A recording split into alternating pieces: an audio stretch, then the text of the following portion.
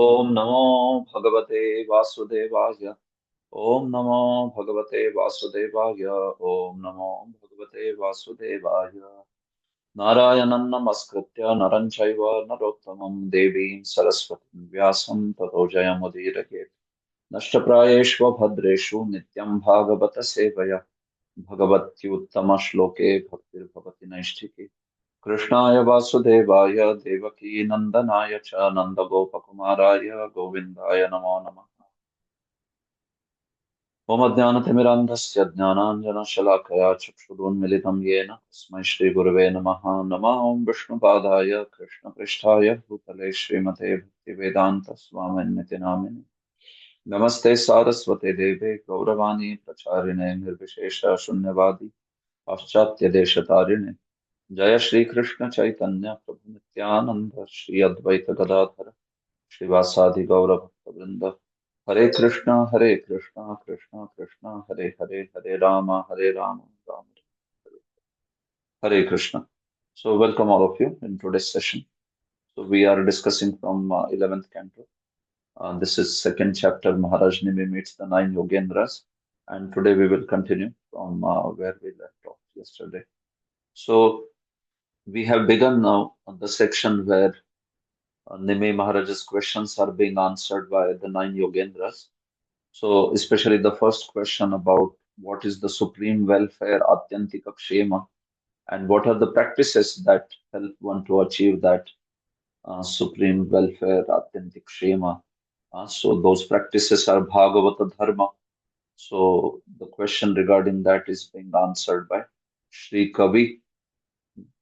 So, Sri Kavi, one of the Navayogendras, he began by saying that well, the Atyantika Kshema, the supreme benefit, ultimate benefit, is actually Achyutasya Padambujopasana.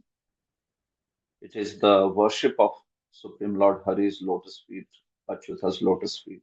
Uh, Nityam, especially where there is a constant, as per Jiva Goswami, where there is constant manifestation of those lotus feet in the heart, Anavarat, Spurtyadi, that's what he spoke. So that is Atyantik Shema. So Prema Bhakti, Bhava Bhakti or Prema Bhakti is the Atyantik Shema. Mm. And that is the one which bestows all fearlessness on the living entity. But that fearlessness, as we saw, is also experienced at the level of sadhana. So this was uh, this was discussed in that first verse, and then in the next verse, text 34, Nime Maharaj, I mean, in relation to Nime Maharaj's question, Sage Kavi also described Yevai Bhagavata Prokta. So the Bhagavad Dharma is that one which is spoken by the Lord Himself, uh, uh, by which even an ignorant person can actually achieve the lotus feet of the Lord. So we spoke about this aspect also elaborately about how this Bhagavad Dharma is not spoken by any other authorities but by Supreme Lord Himself. So especially we spoke about Supreme Lord speaking about this Bhagavad Dharma. That's actually the Chatushloki. That's where he might speak the other topics also. We were discussing this in question answers. But then the point is that he is the propagator of Chatushloki. And within that, especially the whole Bhagavata Dharma is spoken in coded form. That's what is expanded later as Bhagavad. So, in following of that, even if the other sages they speak Bhagavad Dharma, so that's perfect. That is how Narada, sage Narada, or Prahlad, or Bhagavad Dharma is spoken by even the other authorities, right? So that's how that's the difference between Bhagavad Dharma and the other paths, which may be spoken by personalities like Manu or Yajnavalkya and all of them. Okay. So now we move further. This one, today's verse is also one of the most commented verse and very wonderful verse. So it is elaborately commented, and let's see now this verse. text 35. Okay, so text 35. Yanasthaya naro rajan न प्रमाद्येत कर्हिचित् धावन निमील्यवा नेत्रे न स्खलेन्न पतेदिह. Okay. Ishvara Prabhu, you want to read the translation? Yeah, Hare Krishna, Prabhu. Yes. Hare Krishna, Dhanvat Pranam. Dandavat Pranam. O King, one who accepts this process of devotional service to the Supreme Personality of Godhead will never blunder on his path in this world. Even while running with eyes closed, he will never trip or fall. Hare Krishna. Hare Krishna. Thank you. So, as I said, this verse is very much commented in many, many places. One of the very popular verse from 11th canto. It's commented in Hari Bhakti Vilas, Madhurya Kadambini, and of course, apart from that, the Sandarbha is naturally commenting on this verse. And the commentaries, they are obviously there on every verse. But apart from them, also, as I said, this is commented very much in other places also. Yan asthaya naro rajan na pramadiyeta karhichet. Yan. So Yan here refers to the Bhagavad Dharman from the prior verse, right? Vidhi Bhagavatan Hitan. Know those dharmas to be Bhagavata dharmas, which are spoken by the Supreme Lord Himself, right? That was the thing. So it is continuation. Yan. Yan Bhagavatam Dharman Asthaya. So if one accepts Bhagavad Dharma and follows them in his life with faith and devotion, Astha word, you must be knowing Astha. It is also there in the Indian vernaculars. Astha is a deep faith and affection. Faith and affection. Astikya, that is Astha. So Yan Asthaya Naro Rajan. Having deep faith and accepting this Bhagavad Dharma, a person, a man, na pramadyeta karhichet. He is never ever bewildered, or one does not end up becoming proud or becoming distracted on the path. Na pramadyeta karhichet. This path is free from distractions. Dhavan nimilya vanetre. And this is amazing. Even if one runs on this path, netre nimilya, with eyes closed, nimilya, nimilyanam, nimilinam, or nivilanam, or unmilinam. You must have heard these words, right? Netron milanam. So opening of the eyes. Netra nimilanam, which is closing of the eyes. So dhavan nimilyavan netre. Even if one runs by keeping his eyes closed, nas khalet, such a person will not slip or trip, na patediha, and he will not fall. So slipping or tripping is less serious. Pated, falling is more serious. Falling is like one just falls away while running also. One may little bit slip and then again gain his balance and continue to run. So that's called a slip, a slipping, skhalet. But patet is where one falls actually. One then one has to get up again and then again continue running. So fall is a major mishap. So that is what is the verse saying. On this path, even if you run with eyes closed, you will not slip, neither you will fall. Uh, Na patediha, like that. So what does that mean? Very beautiful commentary actually on this verse. So let us see this. Sridhar Swami. अंजः पदेन उक्तं सुकरत्वं विवृणोति यान iti. In the last verse, there was this word anjaha, right, which means anayasena, sukhena, happily. The ease of the process. Bhagavad Dharma is that means by which even an ignorant person, or viduksham, even such person, he is able to attain the Supreme Lord Atma Labdhaye, anjaha, by very by a great ease. It's a very easy process. The ease of the process of bhakti that is spoken by the word anjaha in last verse. So now that is being elaborated in this verse, Vivranoti, a vivaran, an explanation of that is being done. Sukaratvam, how bhakti is very sukara. Sukara means that which is very, very easy to perform. Uh, Krishna also says that, right?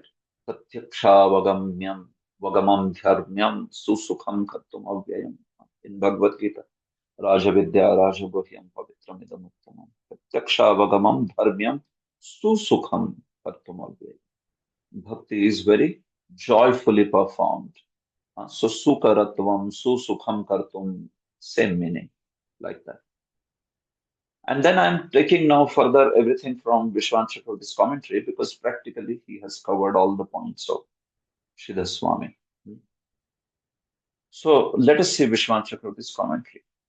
Uh, Tesham prabhavam ah. So Tesham means the Bhagavad Dharmas. The power of the Bhagavad Dharma is explained in this particular verse. So what does the verse say? Astha Vishvasaha. Astha means a great faith, Vishwas, trust or faith. Yan dharman astikyena Vishwas Vishayakrityapi kim punaracharya iti artha. If you have even faith in the Bhagavad Dharma, you may not be able to render them very effectively, but even if you have a great faith in Bhagavad Dharma, that itself will actually help us so much. What to speak of if one is practicing it sincerely, with sincerity. Vishwas Vishay Krityapi. If even if somebody accepts that actually this is the right path, I am not able to follow it, but this is the right path, this is the best path, especially for someone who is not able to accept Bhakti's rules and regulations immediately. It is being spoken for that person.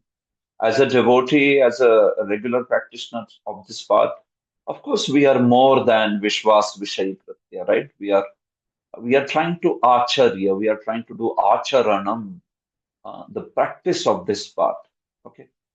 But even if somebody is not able to do that, he accepts it as the best path, and because of some limitation, he is not able to follow.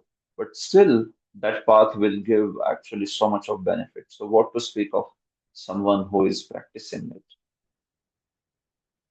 So, that astha is very important in the path of bhakti.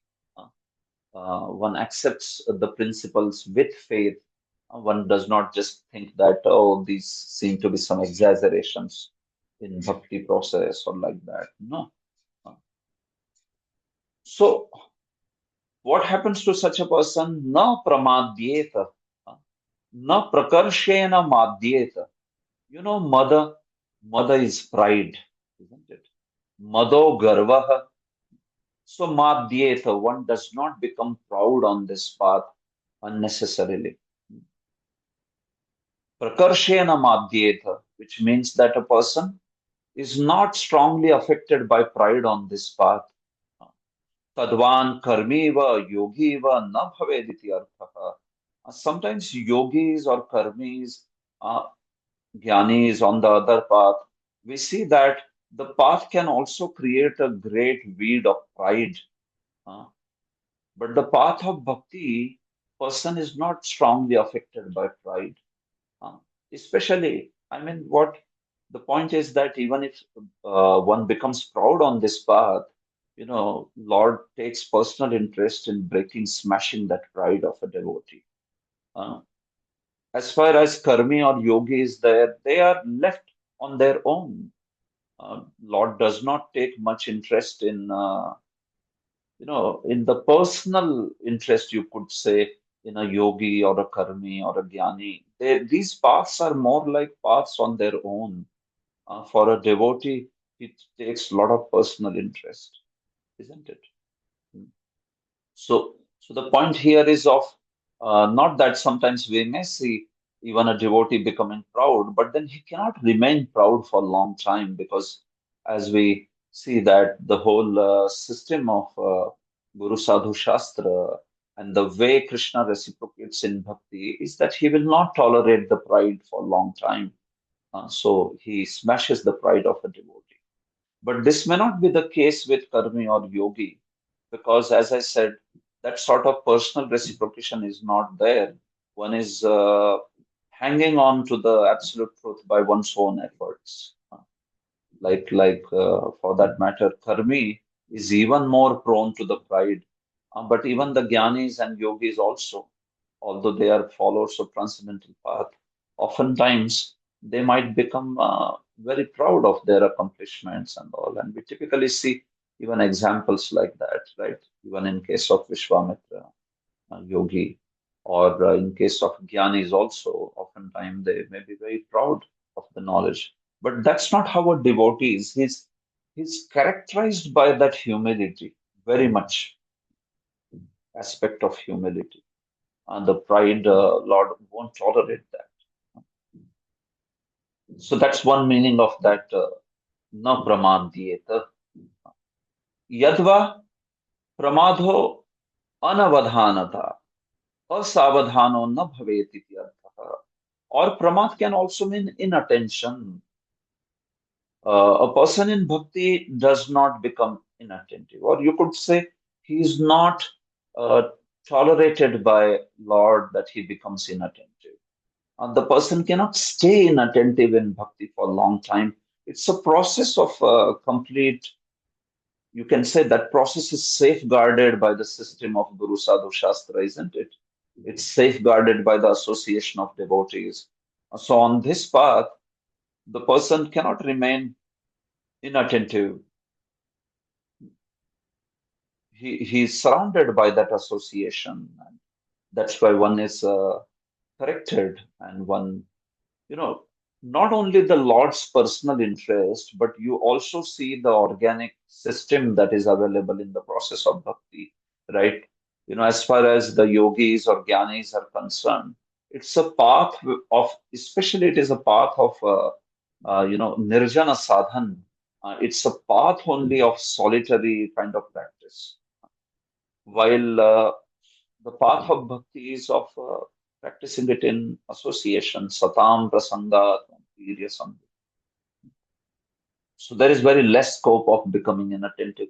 Even if one becomes inattentive, one is getting distracted, one is immediately brought back to the right path. Of course, provided the person is keeping himself in association, is ready to listen. Those qualifiers will always be there, right? If a person is not willing only, who can help actually? But if you are a genuine practitioner of bhakti, so then these privileges of bhakti are being pointed out this way. So ataha atra vignanam na prabhavishnuta iti bhavaha. Therefore, there is no overpowering of obstacles on this path. The obstacles, they're very less compared to the obstacles on the path of jnana or yoga or dharma on these paths. The obstacles, that particular aspect, is very, very less. Moreover, kimcha, yan bhagavatan, yan bhagavan marga bhutan dharman ashritya, netre nimilya unmilya va dhavan na skhalet na vapatet. Moreover, having taken shelter of Bhagavad Dharma, ashritya, having taken shelter of this path, one will not slip or fall even if one runs with eyes closed or open. Now, this is the interesting explanation now. What does this mean that one will not slip or fall even if one runs with eyes closed or open? So, Sridhar Swami gives a particular interesting explanation on this. Just a second. So you can see here Sridhar Swami's explanation, and then I will continue Vishwanath Chakravarti's commentary. This is the file. See, he says, Nimilanam Nama Ajnanam. What is this closing of the eyes? He says. So he says this is actually ignorance. On this path of Bhagavad Dharma, even if one is ignorant, what is that ignorance?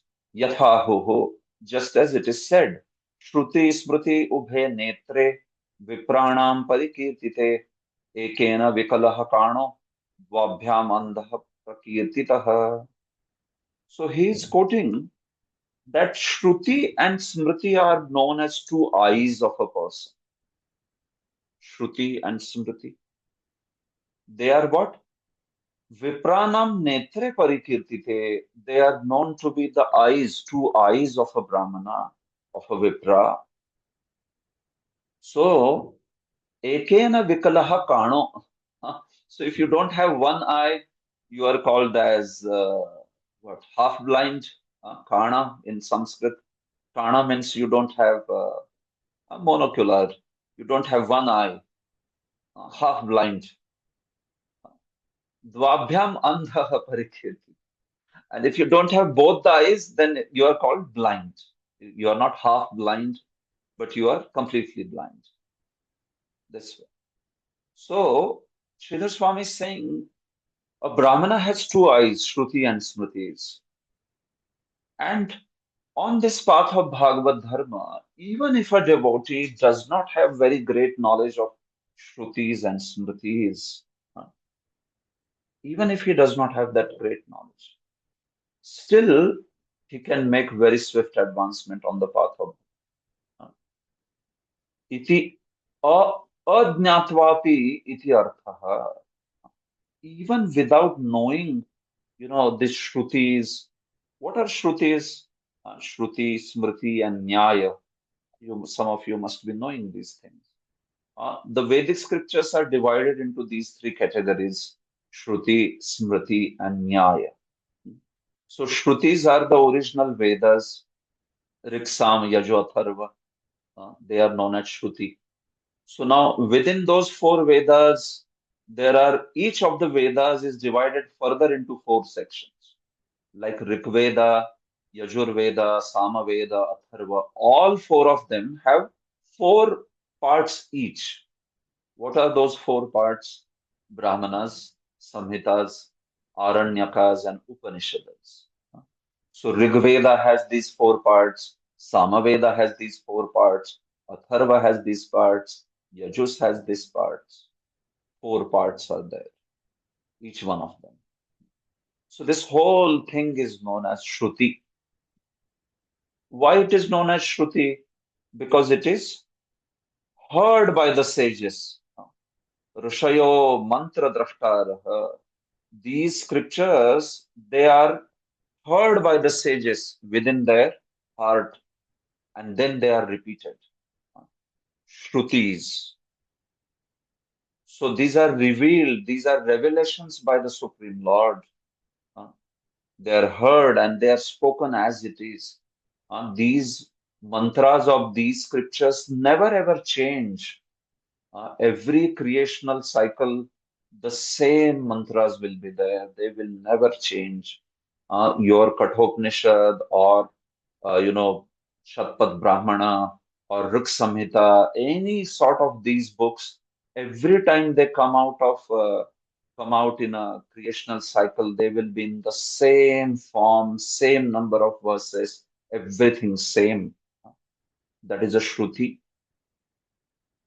But a Smriti is that which is spoken by a sage. It is spoken by a sage by the remembrance of the knowledge that he has heard.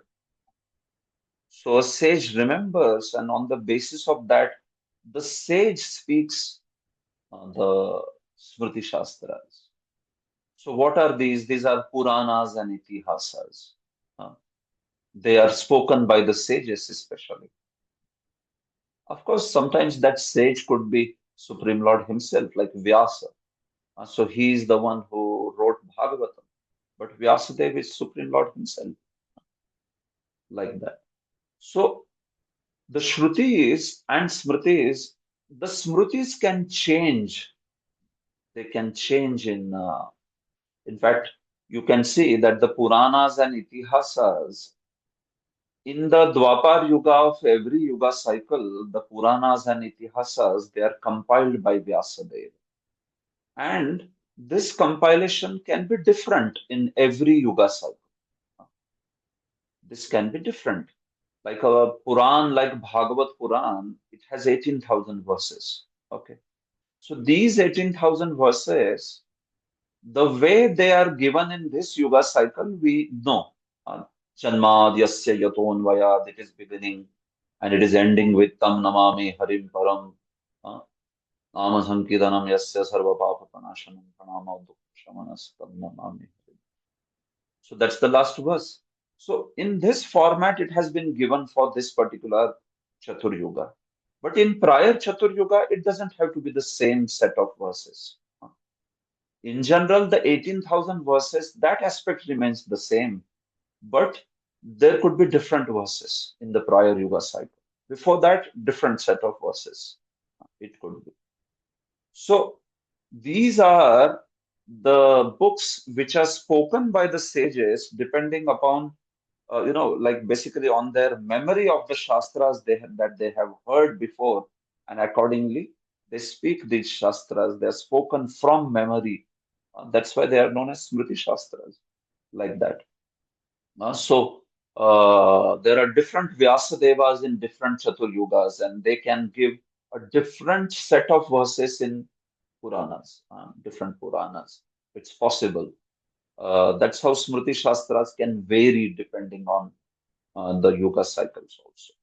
Uh, so that's a very fundamental difference between Smriti and uh, Shrutis. So there are many other differences. Shrutis have Vaidika Vyakarana, Vedic grammar, while Smritis have Laukik grammar. Shrutis have to be followed exactly in their order. Smritis can change, you can change the order, it's okay, no problem. Shrutis have to be pronounced very perfectly. Smritis, they need not be pronounced perfectly. Even if you don't pronounce properly, they can still give the result. So that is Shruti Smriti. And Nyaya is a complete different set of book called as Vedanta, Vedanta Sutra. So Nyaya deals with the Brahma Sutras or Vedanta Sutra. So now Shruti and Smriti, these are like primary sources of knowledge actually. So as a follower of Bhagavad Dharma, we may not know the huge details of Smriti. Somebody asks us, do you know what's there in Rig Veda? What's there in Samaveda? We may not know all those things. Typically, as a Vedic follower, they would teach everyone these things, especially Brahmanas, like that. So a devotee may not know these things. Similarly, the entire Smriti Shastra he may not know. There are so many Smritis and the rules in the Smritis and all. But if he knows about Bhagavad Dharma, then such a person, he can practice this path without any hindrance. One can go on running on this path very, very happily. So this is Sridhar Swami's opinion. Shruti Smriti Ubhe Netre, even if one does not have. Vishwan Chakravarti has a different opinion. Somehow he has a different opinion on this. We will see that. But yeah, this is interesting explanation that Sridhar Swami has given.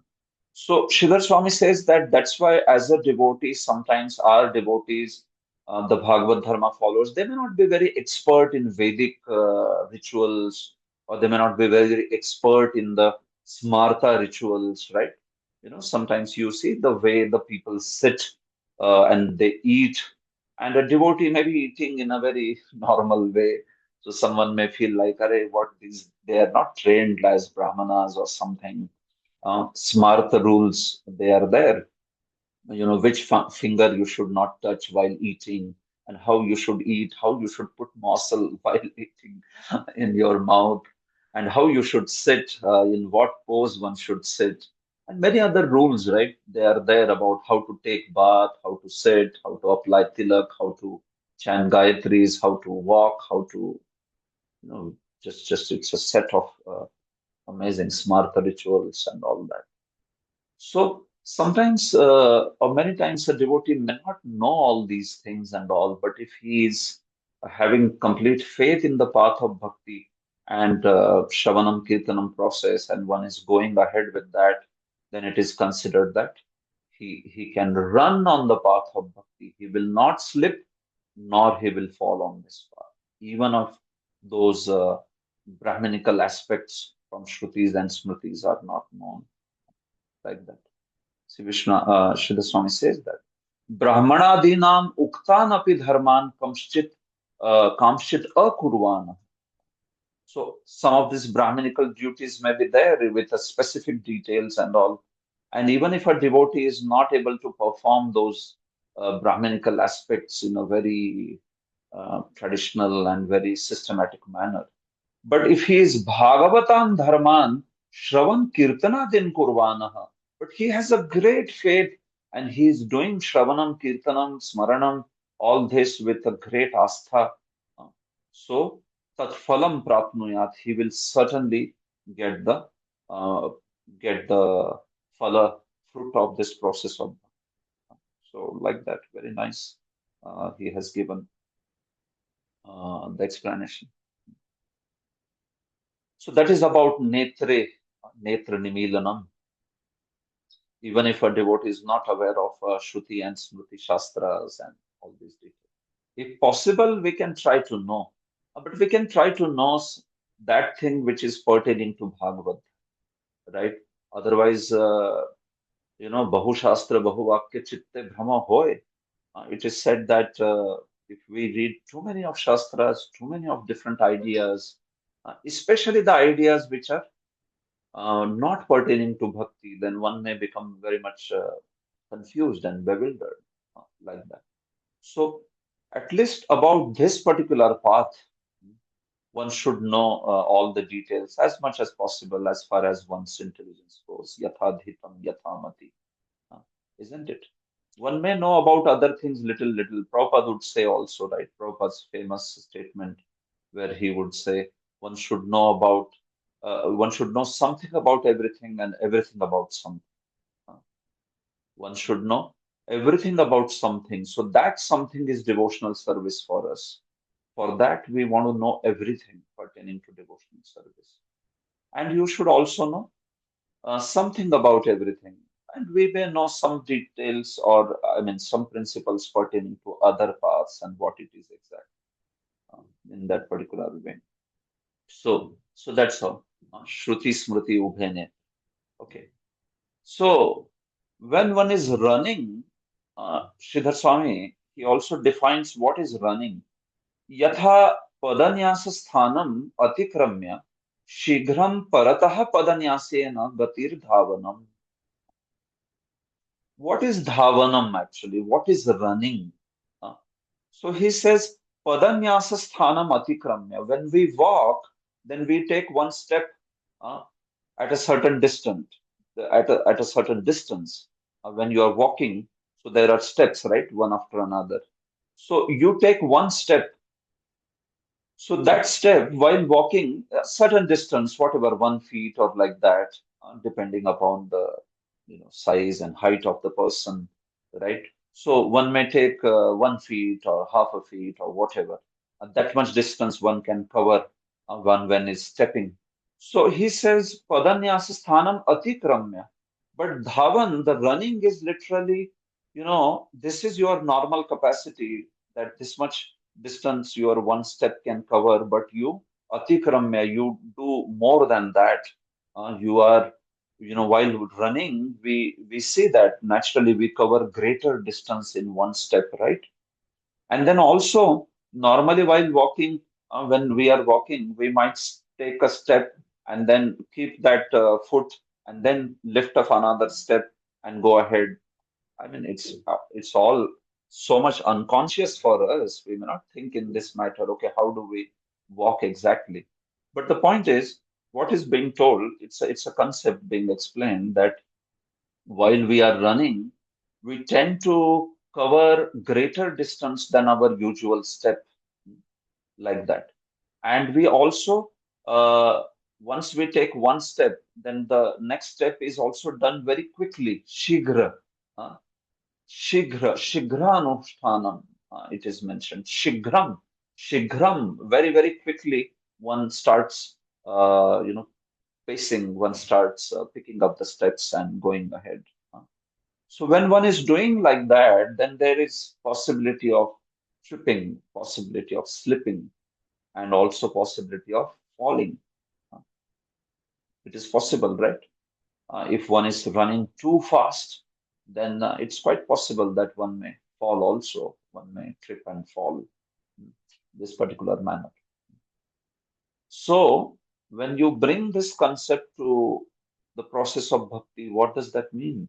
Uh, so, this means that in the process of bhakti, when we are stepping, so when we are following the limbs of bhakti, we might sometimes overstep a particular limb of bhakti, or we may not complete a particular limb of bhakti in a perfect manner, but might be very eager to follow the further limbs of bhakti.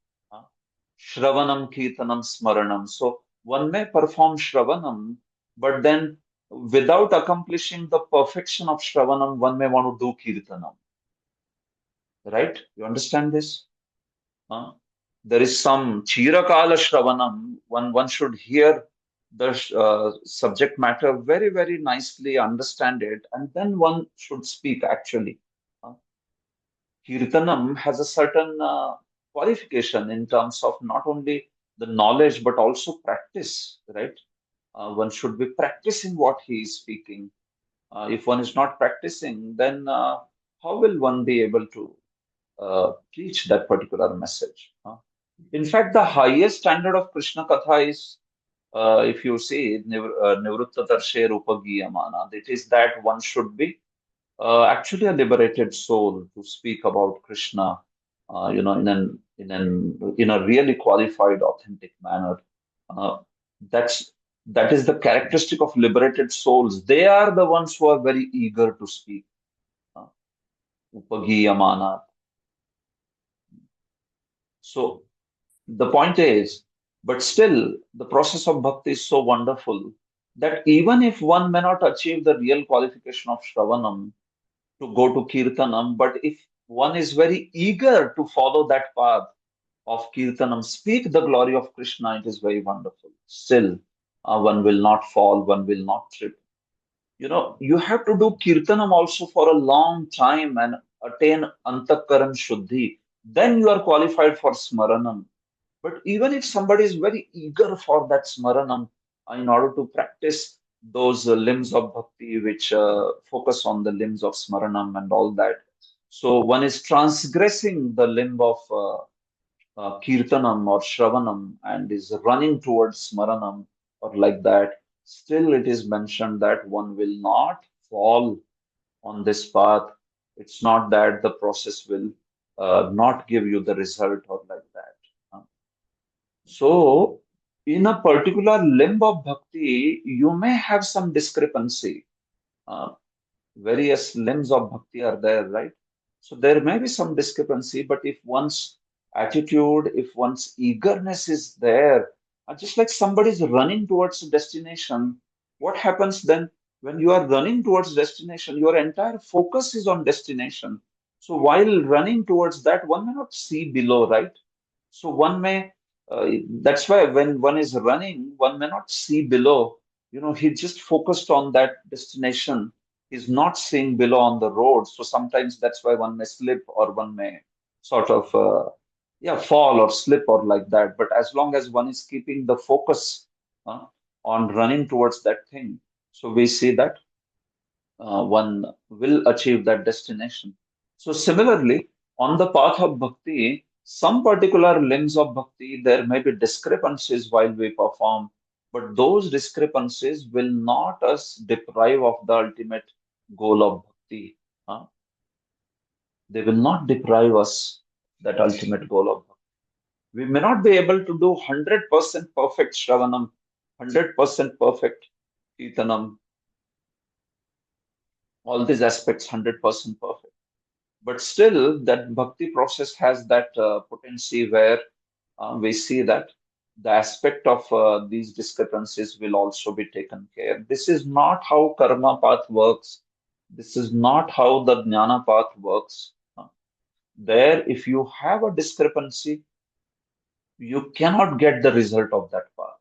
Uh, Even a slight discrepancy on the path of karma kand, it's finished. You don't get the result at all.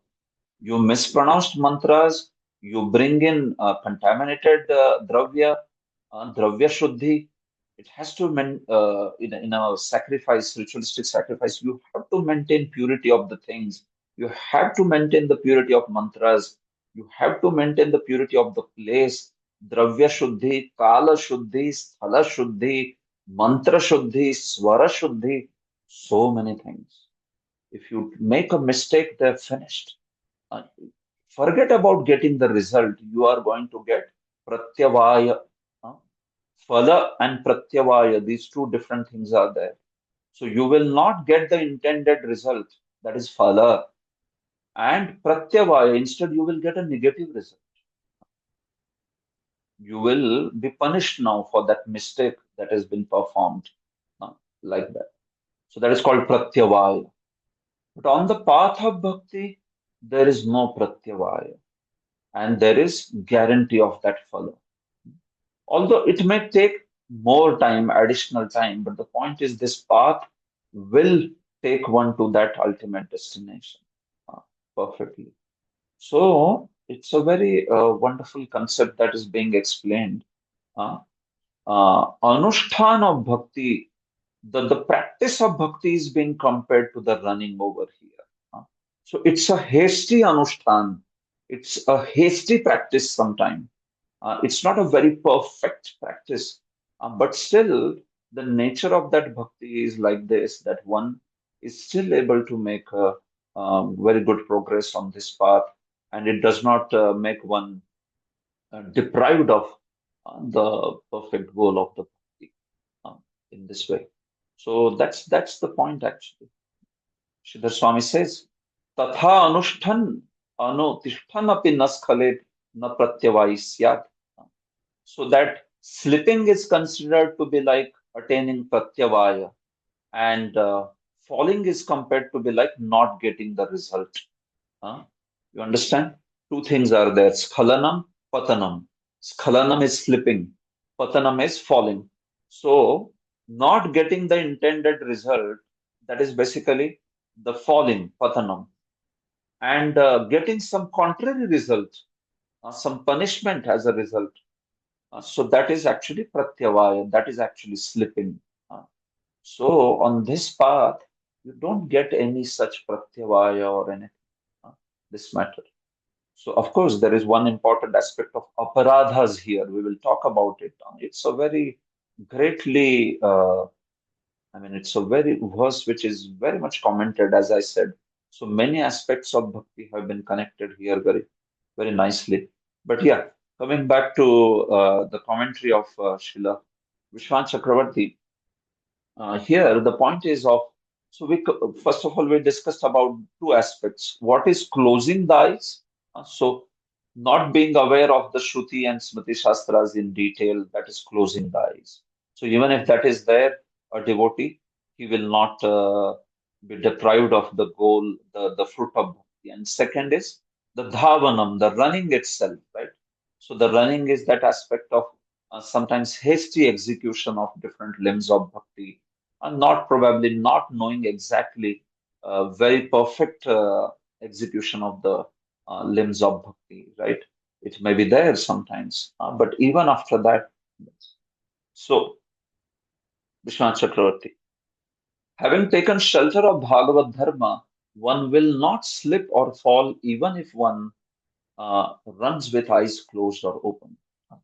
Just as he says, just as one addresses a person having brought him to a perfect and easy to tread road, kenapi kaschit, suppose you bring somebody, you are guiding someone and you bring someone on a path which is ati samichina. It's a very perfect road, ati sugama, and it's a very easy to tread path. It's like a royal highway, you could say. It's like a royal road, very straight and perfect road. uh, so what can you say there now to this person? You can say, Mad upadishtena anena margena netre mudraitva sukhena abhidravan eva yahi. You could say to that person, well, on this path now which the path that I'm showing you, Mad upadishtena. So if you go on this path, you just can go, close your eyes and you can go, right? You can happily run on this path, or sometimes we say like this when we are guiding someone on the road also, right? Somebody's asking us for the direction, so then we say, okay, so now just take this, and then just go, just go. They say also, "पूरे आंखें बंद करके जाइए," like that. So they say that, go with eyes closed. Nobody goes with eyes closed, but the point is, meaning, don't worry, just go straight, happily just go. You are going to reach your destination. That's it. Please go running on this path instructed by me with eyes closed, happily. Na kashyatapite samshaya. There is no doubt. Don't have any doubt. Just go straight. At the end of the road, you will find your destination. That's it. In this way. So similarly, this is that path actually, where the Shastra Guru is telling us that on this path, just go march ahead confidently, like that. Running is actually when one crosses the place of the front foot by the other foot quickly, that bhavanam. If one is running slowly, one may slip, but if one is running very fast, one may fall too, right? Uh, if running is slow, then still it is running, so that's why one may slip. But if one is running very fast, one may fall also. अत्र तु भक्ति मार्गे भजन धर्मस्य अंगिनः विहितांगानाम् अल्प अतिक्रमे अल्पतरातिक्रमे बहुतरातिक्रमे वा कर्म मार्ग इव न प्रत्यवायी भवेत् अतः फलान् न भष्येत्. So Vishwanath Chakravarti is comparing karma marga and the marga of bhakti. He says, on this path of bhakti, even if you transgress a particular limb a little or a more, uh, so one does not receive the negative reaction. Uh, Therefore, one will not fall away from the result, uh, this way. So, the limbs of the bhakti, see, remember these two things now. I'm telling a subtle point here now. There is angi and there is anga. Angi is the process of bhakti or bhagavad dharma, uh, bhajana dharma or bhakti, you could say.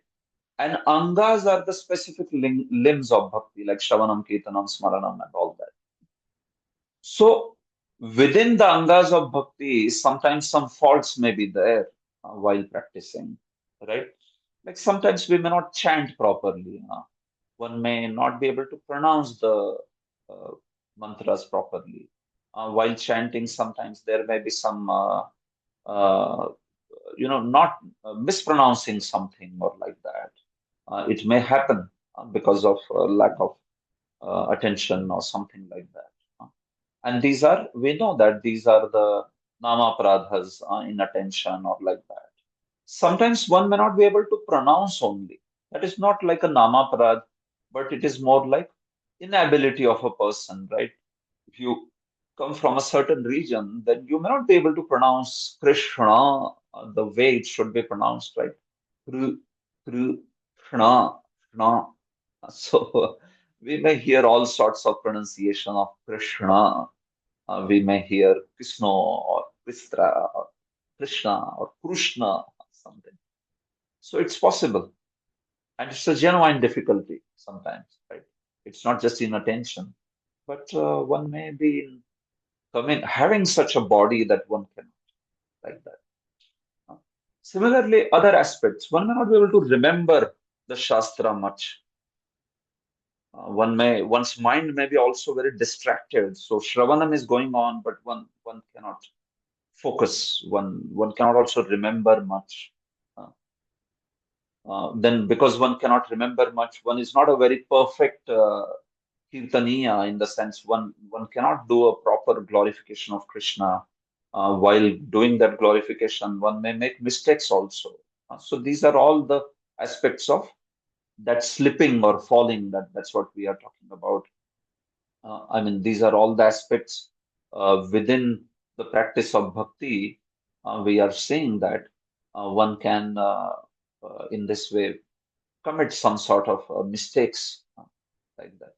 So that is what is called as atikrama here, a transgression or overstepping, something like this way. But still, these aspects are not counted like the way they are counted in a path of karma or path of jnana or like that. Especially what happens with jnana, karma is quite clear, especially, right? What happens in the path of jnana and all, like they have already very great qualifications.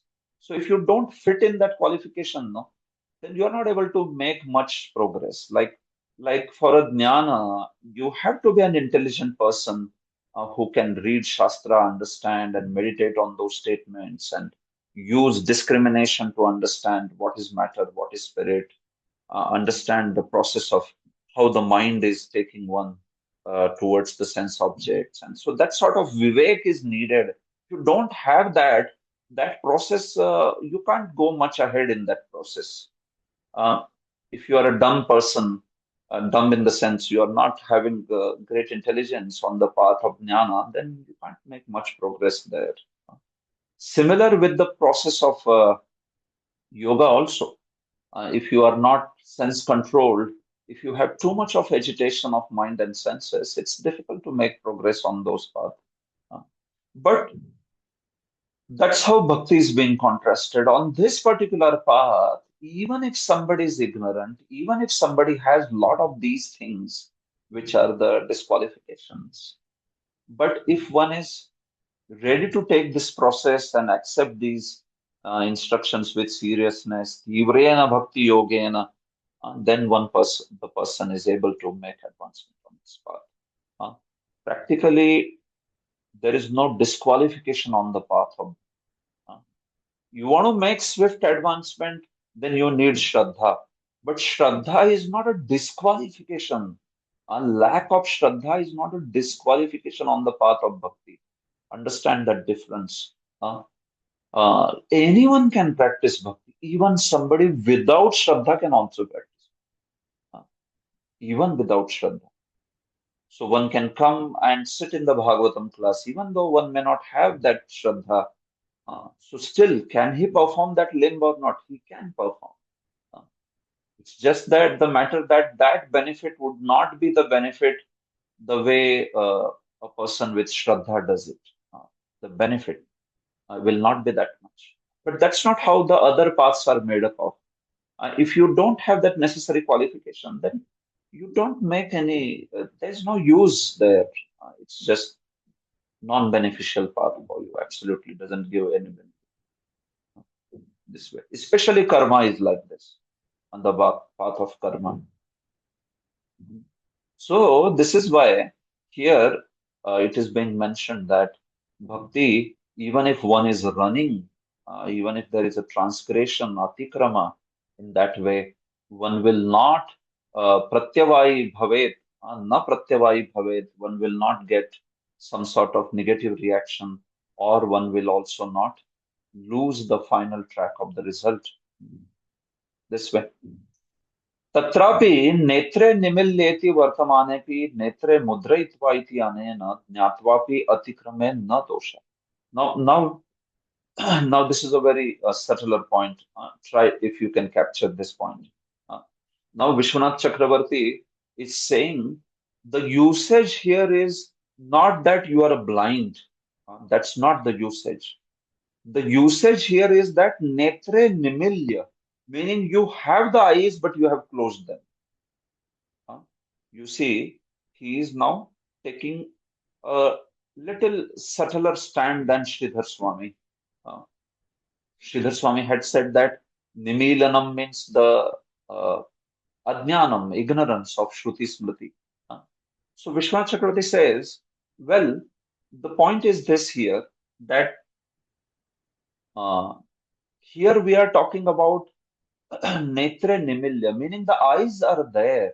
Uh, So he is not half blind or he is not fully blind. The eyes are there, but the eyes are being kept closed. That's the point.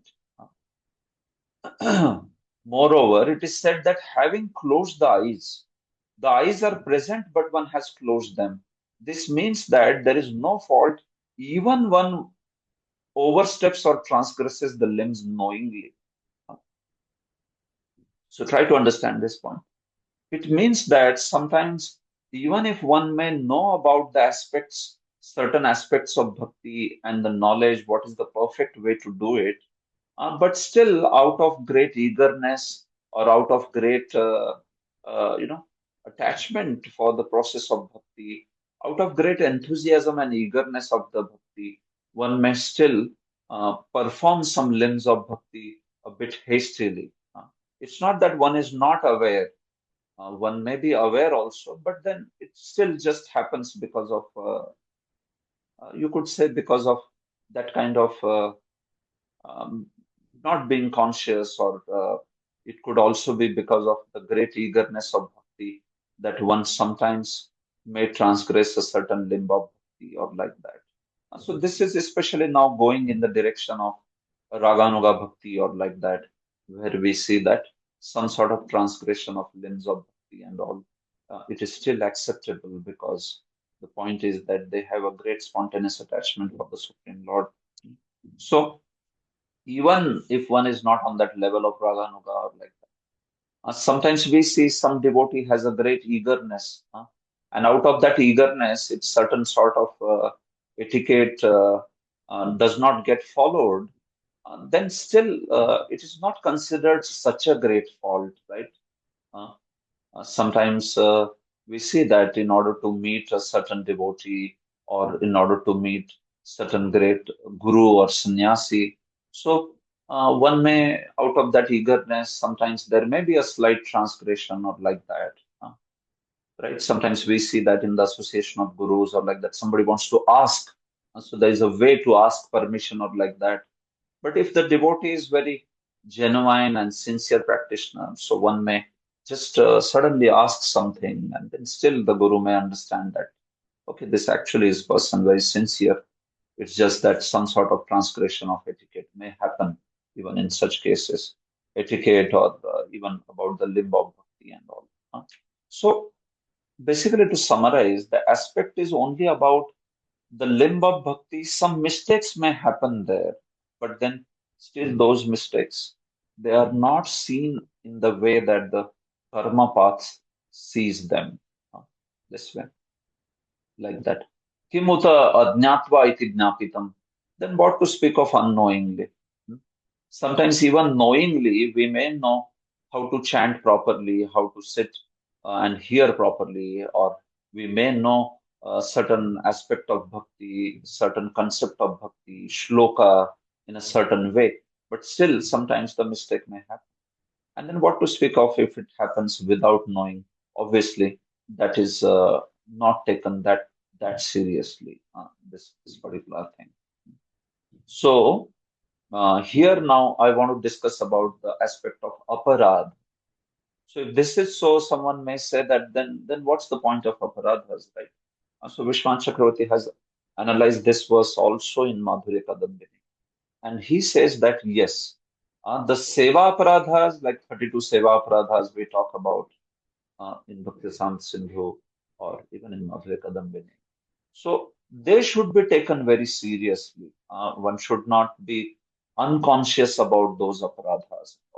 Uh, If we don't do those if we don't take those aparadhas seriously, then we know that the the fruit of bhakti will take a lot of time to fructify. That's how it will take time this way. So one has to be careful about aparadhas. That particular aspect is there. Uh, But in spite of being sincere, being attentive in avoiding aparadhas, if we see that still some aparadhas, I mean, still some mistakes or like that happen, then the process of bhakti also has this special feature that still it will not make one fall from the path of path of the the ultimate fruit of this particular path. It will not make one fall from that path this way. So we have to be conscious about the aparadhas. That particular aspect is certainly there. So still then, what is that transgression?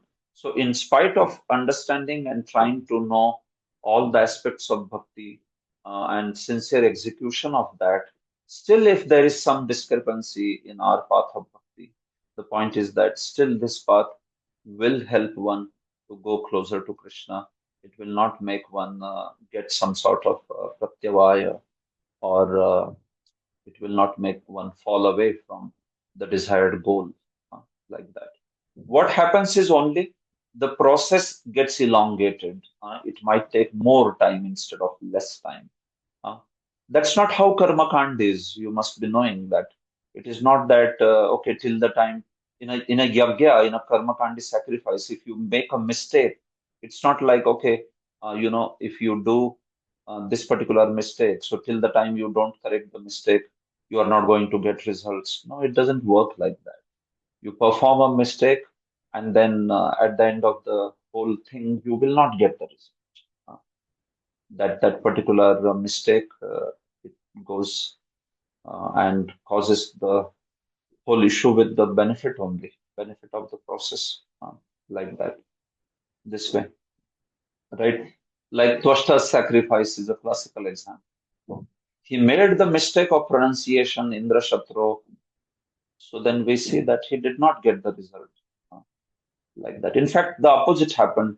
He got the result which so he did not get the result that the son who will kill Indra, but in fact he got a son who would be killed by Indra, uh, like that. So the whole purpose is devastated that we see. Of course, it had its own reason. It was arranged by the Lord, Supreme Lord, but that example is quoted by acharyas to show the deficiency on the path of karma, like that. So this is not the case with bhakti actually. Uh, Bhakti does not, in this way, make one fall away from the entire goal only. No, it's in a one way one can see, no, on the path of karma, your entire hard work is finished because you did not get the result right. So can you bring, can you begin the next sacrifice from the point where you made the mistake? No, you cannot. Right? You have to begin from the beginning. You have to start from the beginning. Okay. But this is not how bhakti is. Whatever advancement you have made, whatever progress is made, whatever level of faith that you have achieved, that is not going to be destroyed. It will stay. It will be there uh, like that. And then one moves from there ahead further. So this is basically the point of no falling or no slipping on this particular path this way. So yeah, यान धर्मान आस्था इति उक्तत्वात् अंगिनस्तु अतिक्रमो दोष एव तथा सति मार्गच्युत एव स्यात्. But he says, but one thing should be understood here that you may do some transgression with the angas of bhakti. Having accepted the overall goal of bhakti, some slight mistakes here there may happen while executing the path of bhakti, the limbs of bhakti. But you should not make the mistake in the angi. The mistake in the limb is okay, but angi means like we have the body. So whole body is known as, or the person is known as angi. The person. and the hands and legs, they are known as the limbs, angas. So similarly, bhakti or that bhajana dharma, bhakti, that is known as the angi, the person, and the limbs, all the Shravanam Kirtanam, they are the limbs. So here it is mentioned that you should have astha for the Bhagavad Dharma. So by saying that the transgression of angi is a fault, what does that mean? It means that you should not do away with the process of bhakti itself. We should not have misunderstanding about the process of bhakti itself. Like for uh, attaining the Supreme Lord, if we mixed that bhakti only with some other thing, if we mix bhakti with karma or jnana or yoga, that is like, that's a problem now. Now you have transgressed the process itself. So this would be a big dosha. You understand this difference? One thing is understanding bhakti process, accepting it with full faith, and trying to execute the limbs of bhakti. And in that, some mistakes may happen. Agreed. But another is where you misunderstood the process of bhakti only. So you mixed karma or jnana or yoga within it, uh, or you concocted your own method of bhakti. Oh, that is a disaster then. Uh, that atikramotu dosha eva, that is a fault certainly. Tatha sati marga chuta eva syat. So if this is done, one will fall from the path. If we concoct our own process of bhakti, then it is quite likely that one will fall from that particular kind of path this way. So this is very important, like that. So especially that's why Jiva, Vishwan Chakravarti has quoted the Shruti Smriti Puranadi here. Bhagavad Praptyartham Prithak Marga Karanastu Ati Dushana Vahameva. It is greatly faulty to take a different means for attaining the Lord. Thinking that I will attain the Lord by some other path, a different path, it is not possible. Bhakti is the only process. Know this. Nirguna Bhakti is the only process to achieve the Supreme Lord in his full reciprocation. Uh, that's the only process. You cannot achieve the Lord by Nishkam Karma, or you cannot achieve him by the process of jnana or yoga or like that. No. Uh, So that's why this is being mentioned here. Prithak Marga Karana. It is greatly faulty to take a different means for attaining the Lord. Ati Dushanavaha. So concocting our own process of how Lord can be achieved, that's a big problem. Shruti Smriti Puranadi Pancharatra Vidhim Vina Aikantiki Harer Bhakti Rutpata Yaiva Kalpate. Hmm? So you know this famous verse. If one, even unalloyed devotion, Aikantiki Harer Bhakti, even if one is claiming that the devotion is unalloyed, devotion is steadfast. Okay, I worship Krishna, that's all. I don't worship anything else, devatas or like that. Unalloyed, Aikantiki. But if it is devoid of Shruti Smriti Puran, uh, meaning the instructions mentioned in these Shruti Smritis, Puranas, Pancharatras, and all those instructions, they are there in Bhagavatam, and we are following Bhagavatam. So that's why it is perfectly following all Shrutis, Smritis, Puranas, and all that. So the bhakti which is devoid of instructions of Shruti, Smriti, Puranas, Pancharatra Vidhi, and all that, it is Utpata Eva Kalpate, Utpata Yaiva Kalpate, meaning it becomes a huge, huge disturbance, disaster.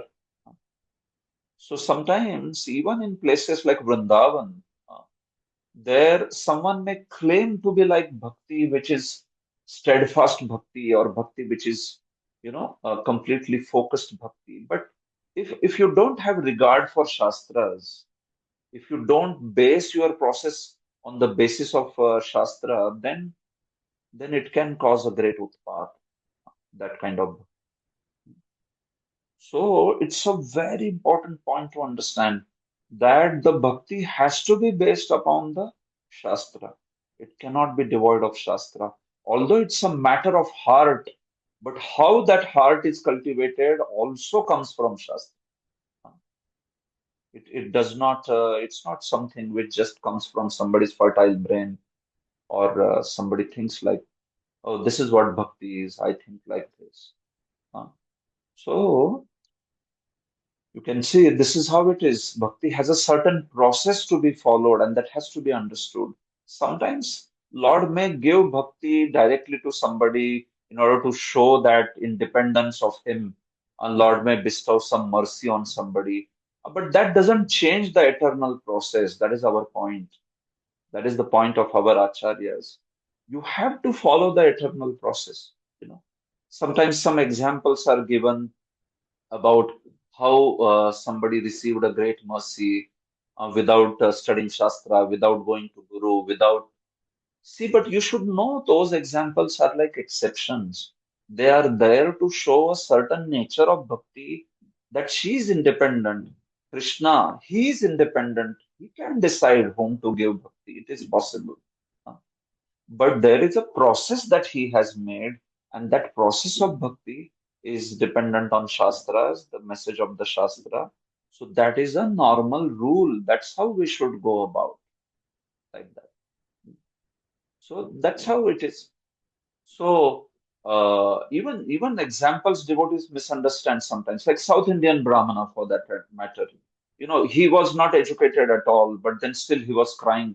So it is wonderful. He had that love of God. Mahaprabhu embraced him. So does that mean everybody should remain ignorant? Uh, Nobody should read Shastra. Does that mean? No, that would be a very wrong conclusion from that example. The conclusion is, the point is that sort of humble service attitude. Even though you may be very learned in Shastra, you have to have that humble service attitude, that simplicity of bhakti. That's the point over there. The point is not of not reading Shastra. Not at all. Because the process is this. Process is where you tadvaddhi pranipatena pariprashnena sevaya. You render the service, you make inquiries, you learn from the Guru. Adho Guru Padashraya. Uh, Diksha, Krishna Shiksha, Diksha, all these things, Sadharma Pracha, these are like fundamental 5 limbs of bhakti, isn't it? So this should be understood, very important. So one may one should not confuse the process of bhakti itself. One should not concoct the process of bhakti. Otherwise, then that will make one fall from that path. One will be doomed actually from that path if one concocts the bhakti, thinks that bhakti is something like this. And then we see also, right, many times such paths or such followers, they are not able to survive on that path. And then they might just go back to material life. So this way. Okay. So discrepancy in angas is okay, but discrepancy in angi should not happen.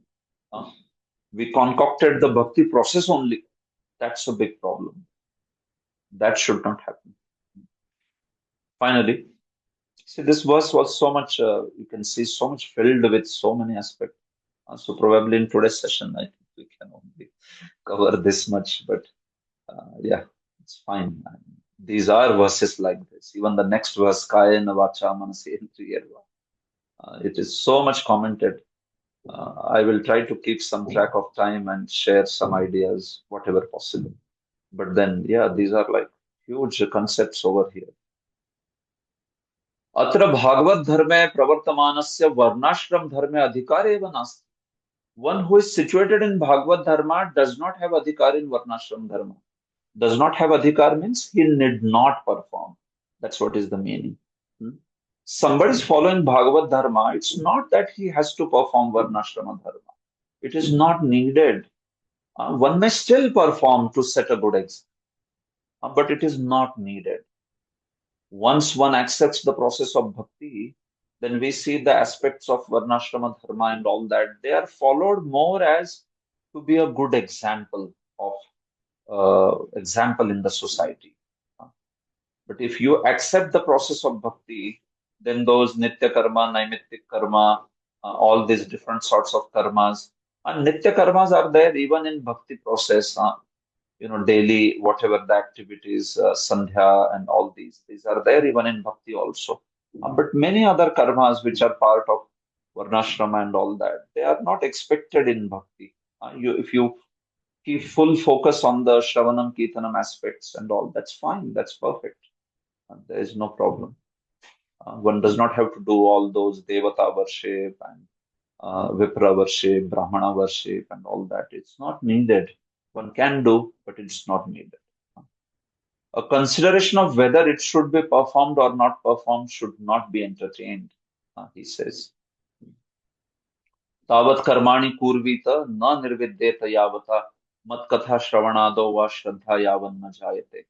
How long one should perform the karmas, the varnashrama dharma or the karmas, how long one should perform, Uh, sometimes this question is always there, right?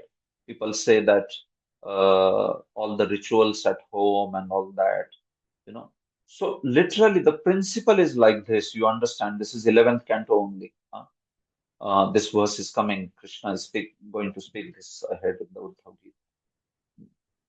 So tavat karmani kurvita.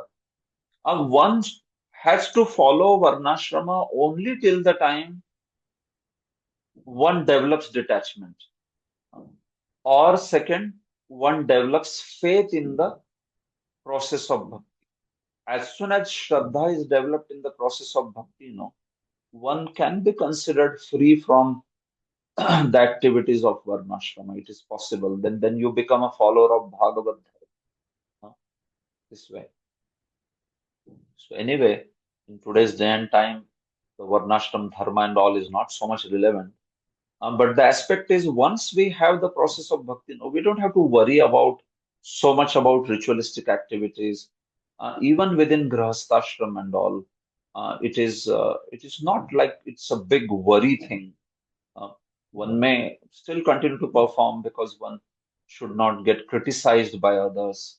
But one should have full faith in the process of bhakti. That if I do bhakti, I don't need to do actually all other ritualistic activities of devata worship and all that. It's not needed actually this way. But one may still do because one is staying in the society. And people may say, oh, these devotees, they just see, they are not even doing basic ritualistic activities also. What sort of devotees they are? This is there. So if one has that kind of consideration, one may do. But otherwise, the siddhant is this. Tavat, do the karma prescribed activities, varnashrama, only till the time either you develop complete detachment and then one can take the path of jnana, or second is as soon as you join the process of bhakti by shraddha, then you don't have to be bothered to practice those particular limbs.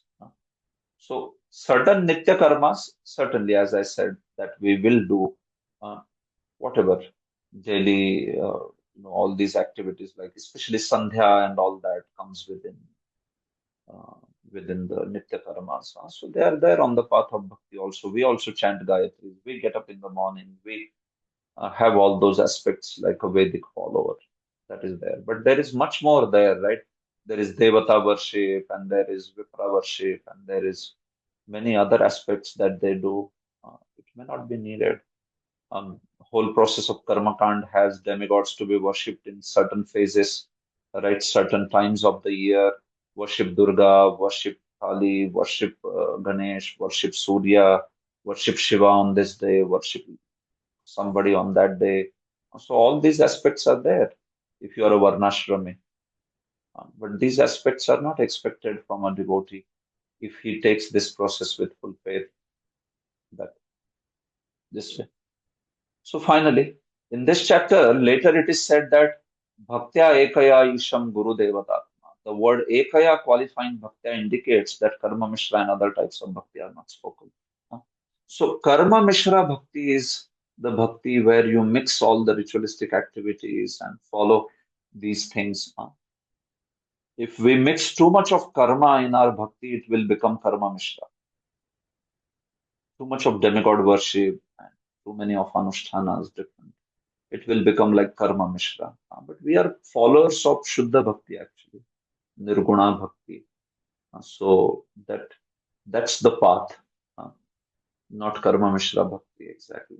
So in the further verses, like now next verse speaks about offering everything in Krishna's service. So here this concept will become very clear that offering everything in Krishna's service, is that bhakti? If it is bhakti, is that bhakti of the highest order? Uh, Yat koroshi, yadashnasi, whatever you eat, whatever you do, offer it to Krishna as service. Offer it to Krishna as an offering. Is that bhakti? Uh, so interestingly, there is some subtle difference here. So we will see about this tomorrow. Okay, so I will just show you the Prabhupada's purport, Prabhupada disciples purport, and then pause for today. Okay, so any of you need to leave, please go ahead. Uh, this particular verse, as I said, needed some elaborate explanation. So I'm stopping with this verse now. So that aspect of anja easily, right? That we spoke also. Bhakti susukham kartum avyayam. Process of devotional service is a very happy process. Why it is happy? See, Srila Prabhupada is commenting. One can simply hear the chanting of glories of the Lord or attend philosophical lectures on transcendental knowledge. Simply by sitting, one can learn. Right? We don't have to be expert in learning Shastras on our own. We can learn from another devotee, guru who is learned. And we can learn so many things in that way also. In every state, devotional service is joyful, even in most poverty-stricken condition. Karmakand cannot be performed if you are a poor person, because these are elaborate sacrifices. But you can perform bhakti even if one is poor. Patram pushpam phalam doyam. In this connection, Sridhar Swami states, closing one's eyes refers to being in ignorance. We talked about this idea. Shruti and Smriti, even if a devotee is lacking in that, like that.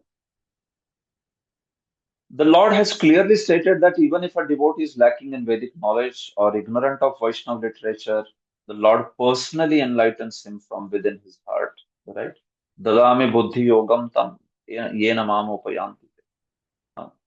For a devotee, this very special thing is there that Krishna is there to see and reciprocate. This feature is not there so much for karmis or jnanis or yogis. It is not there. Krishna, in case of devotee, he takes personal interest in enlightening a devotee, right? Shanvatam swakata Krishnas punya shravana kirtana radhyantasto habadrani vidhunoti suritsatam. Krishna himself wants to cleanse the heart. For a yogi, jnani, karmi, they have to work on their purification. Here, Krishna is interested in the purification. So we do effort, but then Krishna also does the great effort. So our efforts are needed only, no doubt. But there is the other end also, where Krishna is also. So even if that effort is not 100%, but then Krishna is ready to help. He is ready to accept it and then give the benefit of that process this way. But if one manufactures his own process of devotional service, then such a concoction will cause total ruination. So you see, Shruti Smriti Purana Adi, we have seen all these ideas now. For you, the purport may not be very difficult to understand because we have seen these ideas like that.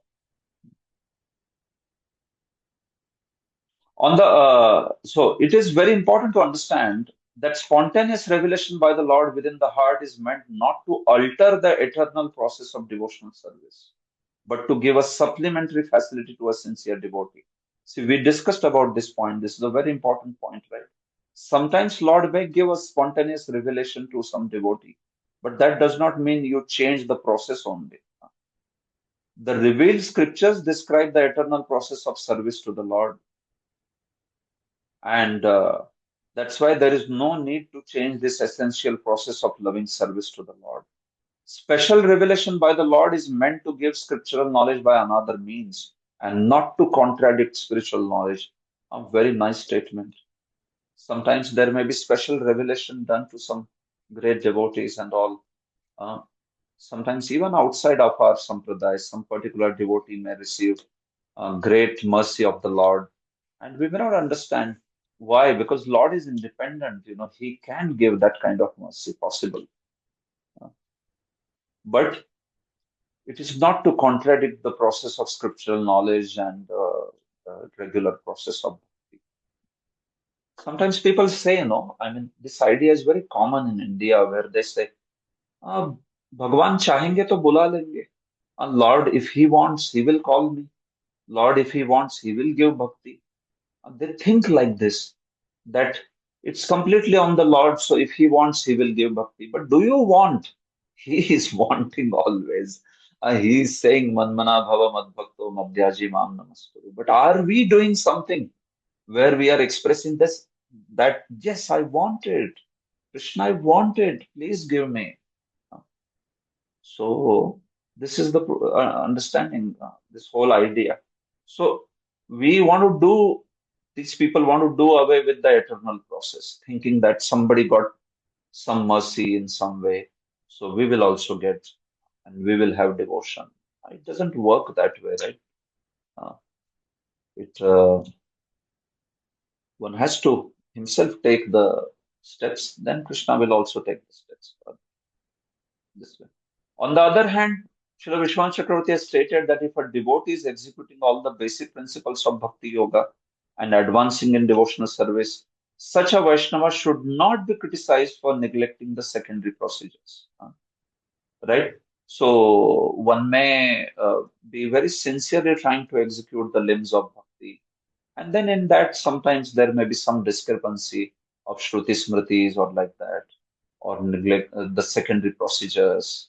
We talked about this very specific way in which to do all these Martha rituals and all. It may be possible that these are not understood or learnt by devotees, but still, if one is trying to make advancement in process of bhakti, then we see that it's wonderful.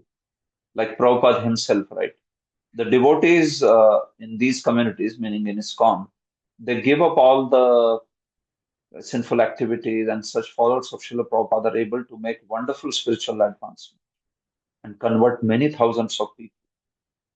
And on the other hand, there may be very sophisticated Sanskrit scholars or Brahmanas in India. They may be very experts in Vedic sacrifice, but then they are not able to follow even four regs, or they are not able to lead a life of dedication to Krishna. So you see so much of difference, right? That knowledge of Shruti Smriti may be there, but then they can't lead a life of dedication to the Supreme Lord. They might be too attached to their own wealth and their own mundane benefits. And here are devotees who may not be experts in Shruti Smriti and rituals, but they are very dedicated in Krishna's service. So you see, it's a huge difference. So who is going to get the result? The devotees are going to get the results of these processes this way. Okay, so all these themes are covered in our discussion. So that's why I quickly went through the purport. Okay, thank you very much. Granthra Srimad Bhagavatam ki jai, Srila Prabhupada ki jai. Jai Gaur Premanande. Hari Hari Bol. Okay, so are there any questions? Non-stop session. Our session happened non-stop. So if there are any questions, you may ask. Mahaseva Prabhu, yes. Hare Krishna, Prabhuji, Dandavat Pranam. Prabhuji, thank you for explaining this wonderful verse in such a detail and clearing all the concept. One of my question was definitely answered by Vishwanath Chakravarti Thakur, but I'll go to the question directly. So, Prabhuji, this set of verses, what you said in case of Smriti, that different sets are there. So, it is that when Vedas are divided, that 1 million verses are left, which becomes Smriti. And so, from that 1 million, some set they will take in this Kalpa and some set in other. Correct? That's right. They'll not add any new verses, correct? Yeah, that's right. 1 billion verses remained after the whole thing was put into Veda, meaning Yes. Veda divided. So 1 billion is Shatakoti, 100 crores. So out of that sample of 1 billion, they may choose any set of verses to come up with 18 Puranas. So that's how it is. This is part of Tattva Sandarbha. Those of you who are not getting this context, you may see Tattva Sandarbha.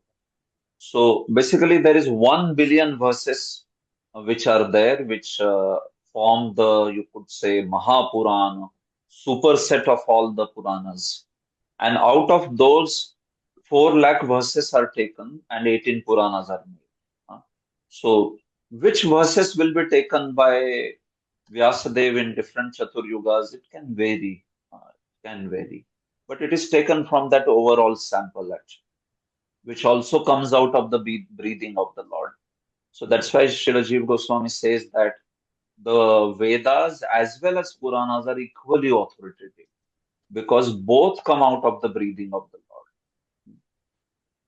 He quotes them, he quotes Brihadaranya Upanishad for this. Asya Mahate, that's the word, Asya Mahataha.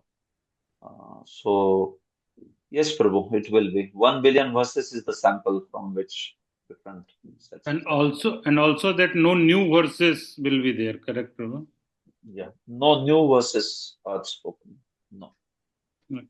The sage who speaks a certain Puran in that particular Chaturyuga has the has the memory, and that particular memory on the basis of that he might put that Puran in a certain order and with certain topics like that. Thank you, Prabhu. Hare Krishna. Thank you. Ishwara Prabhu. Hare Krishna Prabhu for that wonderful marathon session. Right, book marathon is going on. So you have set the bar very high and then standard is top. I was just wondering between the two commentaries of SS, that is Sridhar Swami and Vishnu Chakravarti Thakur, two different perspectives are there, right? So we need to VCTs is more appealing in the sense that you can do bhakti even if you're doing some mistakes in the limbs, right? There is totally ignorance. Even an ignorant person, even if he's not knowing anything about bhakti, he can, without Shruti and Smriti and Shruti, he can do that. So, it is a little bit different perspective. You said, of course, there's a subtle difference. And even a person doesn't know anything about bhakti can also take this process. That is Sridhar Swami's. Here, you need to know a little bit of bhakti. Otherwise, how will you make mistakes? Even if you know everything and you are able to overcome some of them, not overcome, but do something and then continue with the process. Nothing is going to be taken away from you. So I was just thinking about this because as you were explaining nicely, that is one, Prabhu. And in English, we have that, you can do a particular process, a particular work with your eyes closed. That is your expertise, right? Here, running with my eyes closed, I'll not slip and fall, is also expertise. This is like, there is you become an expert in doing a particular thing. For example, Shravanam or Kirtanam, even if you take it if you become an expert in that, you can do that even without doing any offenses or nabhavas like that. So this is another thing that I was thinking as you were explaining. But between both the commentaries, so which one? Both of them have to be taken by us. But there is a subtle difference, as you said already. Yeah. See, this way you will find whenever you hear commentaries, certain ideas, the differences will be there.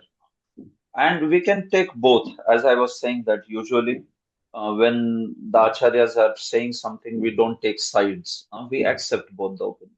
So you see, first, basically Sridhar Swami is saying that, dhavan nimilyavan netre naskhaled napate. Even if you run with eyes closed, you don't fall or trip. So then he's saying, what is this eyes closed exactly? So he says this eyes closed means there are two eyes for Brahmana, one is Shruti and Smriti. So even if you don't have much knowledge of Shruti Smriti, you have bhakti, your own process, you do it nicely, you can wonderfully uh, accomplish everything. Uh, this is his point. Even if you have not studied Vedas in great details, or you have not studied the Smarth rituals in great detail, but is the knowledge of process of bhakti needed? Yes, it is needed. Even in Sridhar Swami's opinion, it is. Uh, That's the point. Even in Sridhar Swami's opinion, the two eyes he is talking about the aspects of Shrutis and Smritis. Typically, how it would be in Vedic times, no, anybody who is a follower of Veda, Arya, he has to undergo certain training of Veda. Uh, So you will know Shruti. You may know Rig Veda, you may know Yajurveda, depends on which branch is connected, but you will know these aspects. One has to know. That's how one is, at least the three top varnas, which is Brahman, Kshatriya, and Vaishya. They would undergo such a training, typically speaking. So now, for a devotee who is a Bhagavad Margi, Bhagavad Dharma, even if he does not know these things, and even if you don't know the Smritis also have very fine rules of everything actually, right from getting up, taking bath, sitting, doing achman, applying tilaka. It's like very fine thing is there. And I'm telling you, hardly 10% of that also we may not know actually in our moment. 10 or 20% because these are like very fine things. But then still, the point is that even if that knowledge is missing, if one is doing bhakti process and has the understanding of bhakti process and is going ahead, so it is mentioned that one can do very happily, one can go ahead.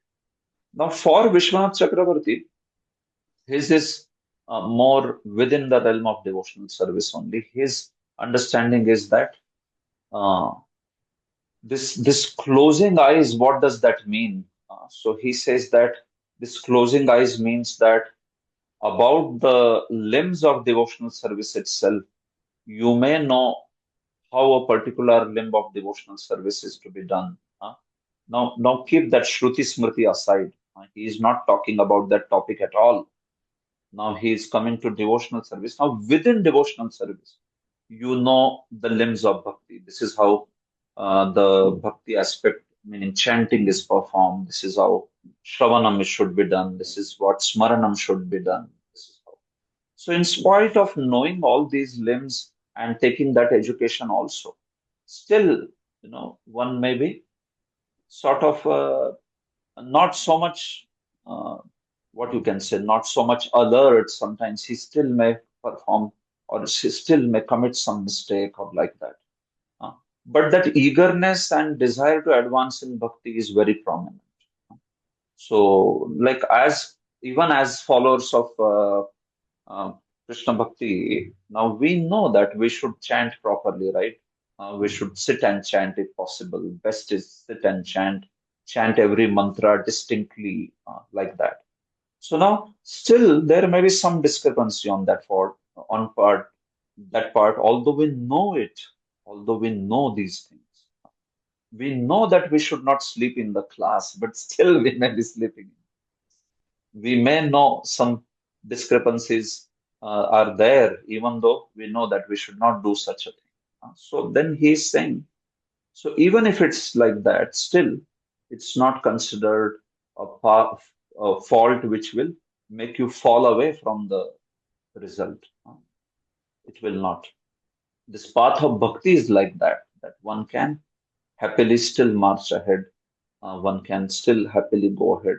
One should not worry so much about, okay, what's happening if I mispronounce slightly or like that. Although one will naturally be careful, but I'm saying, in spite of that, also, sometimes we see that it happens still, right? Because of weakness or because of inattention or because of even the positive aspects sometimes because of just so much of eagerness, we might transgress a certain limb also. We might want to hear about or practice certain limb of bhakti like smaranam, although we are not exactly qualified yet. But there is some greed to practice that. So it is okay. It is acceptable there. So this is the aspect of Vishwanath Chakravarti. He is not speaking about Shruti Smriti. That though he is disregarded already. Okay, that's just not needed. That's okay. But I'm saying even within the limbs of bhakti, if you know also, still you are going as if eyes closed. Means what? That you are going as if you know that that particular limb is you when you are performing it. There may be some discrepancies there, and still it is okay. Still it is acceptable. That is Vishwanath Chakravarti's thing. So these limbs, some discrepancies in the limbs is okay, uh, like that. Sridhar Swami is not so much focusing on that aspect. He is talking about the general understanding of Shruti Smriti, because a Brahmana should know these things. Typically, that's how a Vedic Vipra is. But Vishwanath Chakravarti is disregarding that aspect and coming to devotional service. And within devotional service, knowing these limbs and all, and still one may commit mistakes. So that is not considered something which will strip you off from the final goal of bhakti.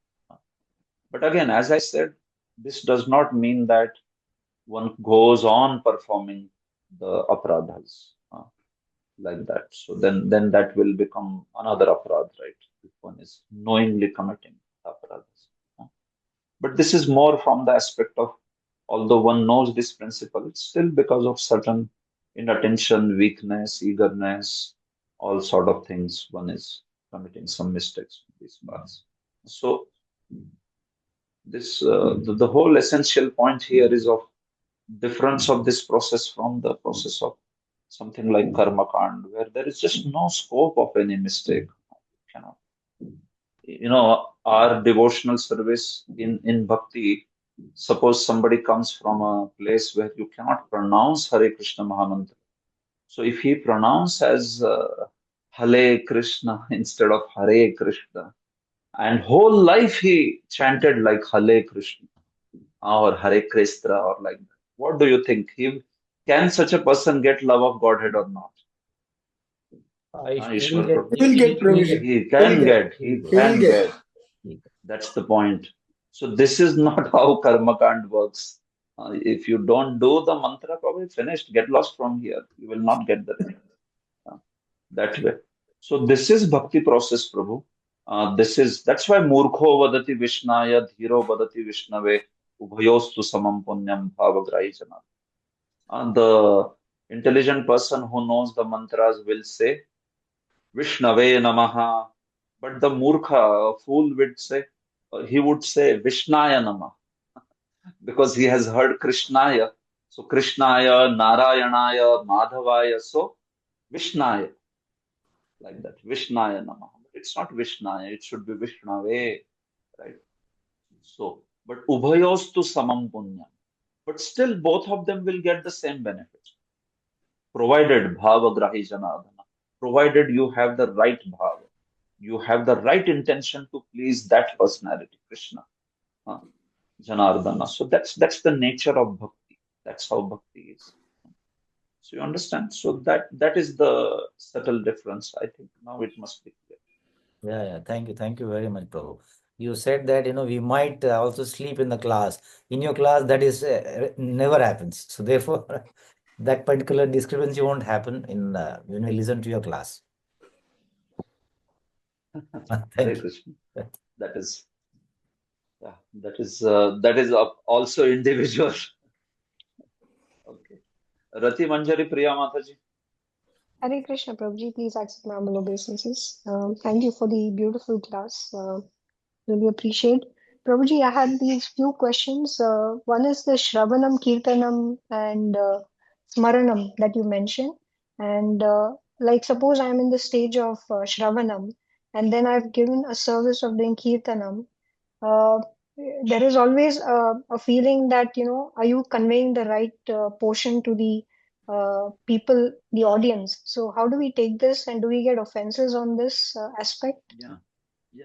So exactly. I mean, in today's verse, this idea is exactly being addressed actually.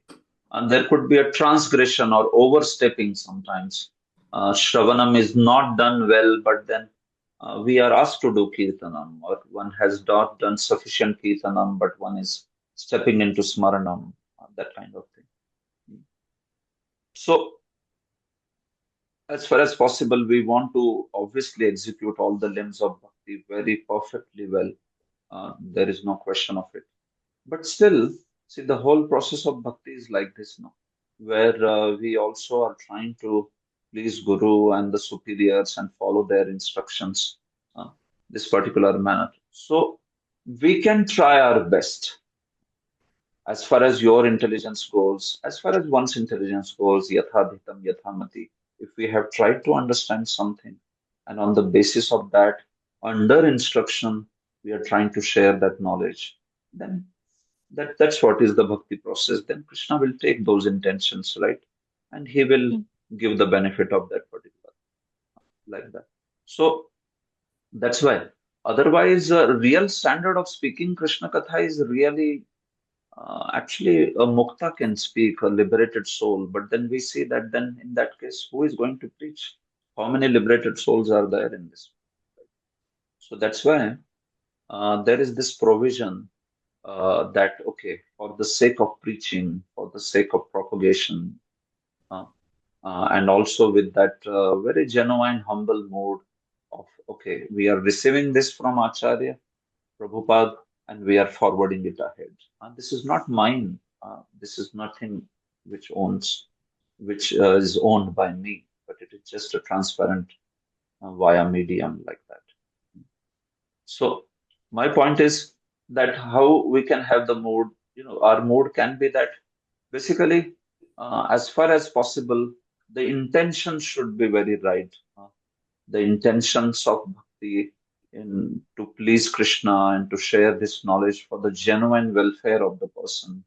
If that aspect is there, then at least Krishna is very seeing those intentions very clearly within our heart. We should not have any ulterior motives in the whole thing. If we want to show off our knowledge, or we want to make people our followers rather than being genuinely interested in their welfare, let these people come under shelter of Krishna and the devotees, and let them be benefited. So if those intentions are kept intact, then even if there are some mistakes in presentation, Krishna will accept, and he will help us to learn those mistakes and become pure in our presentation. So this aspect of intention is very, very important in bhakti. So on that idea, on that conception, we should get full clarity. Why do we do bhakti? What is our intention in bhakti? How do we want to please Krishna on that front? Sometimes we see somebody is eager to preach, but one doesn't even understand process of bhakti exactly. One thinks anything is bhakti, anything and everyone and whatever you do is bhakti. So that kind of eagerness to speak when you don't understand much about things, ideally it's not good. One should learn the subject matter at least to a certain extent. So in our moment, when we get initiated and we have learnt at least Prabhupada's fundamental books like Bhakti Shastri books nicely. So that's a good point of preaching when one is initiated and has taken good training in fundamental aspects. Now that could also be subjective, but I'm saying that's a good. If one is not himself initiated, has not taken Guru Padashraya, and one is into preaching and all that, that scenario also could be judged based on the individual authorities. But yeah, at least one has accepted the process. That is a good standard to preach. Okay, great. And a couple of questions. If there's anybody else waiting, I can take it up maybe next time. You can, if they're quick, then you can ask. Yes, Prabhuji. Just quick. You also mentioned about Nitya Naimitika karmas, in Karma. which Prabhuji, in Varnashrama as a Grahastha, we have this Pitra puja and the family traditions. How do we participate in this type? I mean, No, they as should a be devotee. done. As I said, they should be done, but they can be done. See, the attitude is what matters. Vishwan Chakravarti speaks about this. that he says that these aspects like Pitra, Shraddhas, and all that, they should be performed, but they are performed for the sake of Loka Sangraha, meaning for setting the right example in the society. It's not like we are fearful, if I don't do this, then I am doomed. If I don't do this demigod worship, then I am doomed. It's finished. My life will be troubled. My life will be all these demigods or all these other personalities, they will trouble me very much. So, no, that kind of thing should not be there. One has full faith that if I serve Krishna, everything will be accomplished. But then, still, in order to be a good example, maybe relatives will criticize or others will criticize. And they will say, what sort of devotees these are?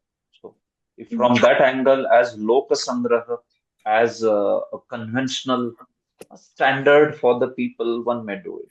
No problem. And one can use these rituals for the sake of Vaishnav Seva. One can invite Vaishnavas to take prasadam. One can invite the devotees for all these things. So then we can spiritualize them in that particular manner. So that way it becomes an opportunity for rendering service only. Yes, right. And you had also mentioned about the Sanskrit class. What are the basic qualifications to participate in that? I mean, those who have no knowledge at all. Yeah, I just expect that one should know Devanagari script. So if one knows Devanagari script, then one can learn, no problem.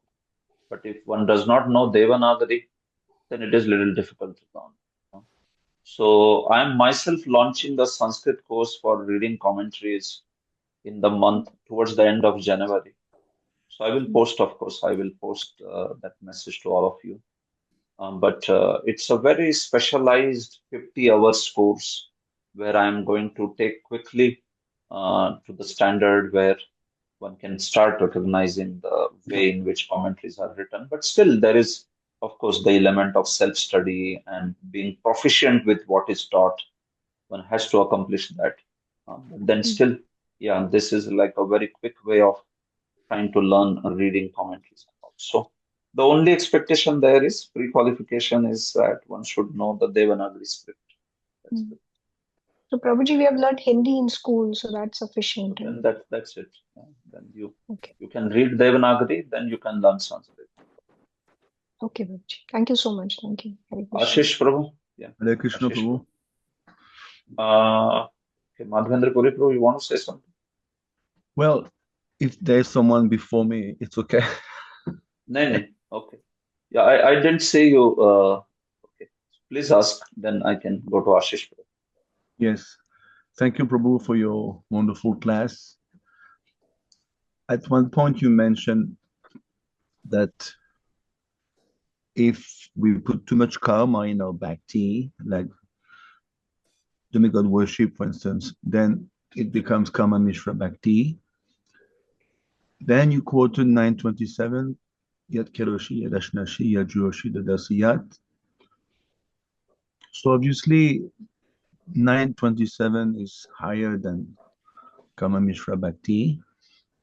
But isn't it that in Yat Keroshi, Yat Ashnashi, there's still a notion of doership, that this is mine, Krishna, I'm giving it to you. So 927 is Nishkam Kama Yog, basically. But there's still a notion of doership. That's mine, Lord Krishna, I'm giving it to you. Whereas Bhakti, pure Bhakti, is even devoid of that notion of doership, isn't it? And the devotee has given his life, his everything to Krishna. So there's no more doership. So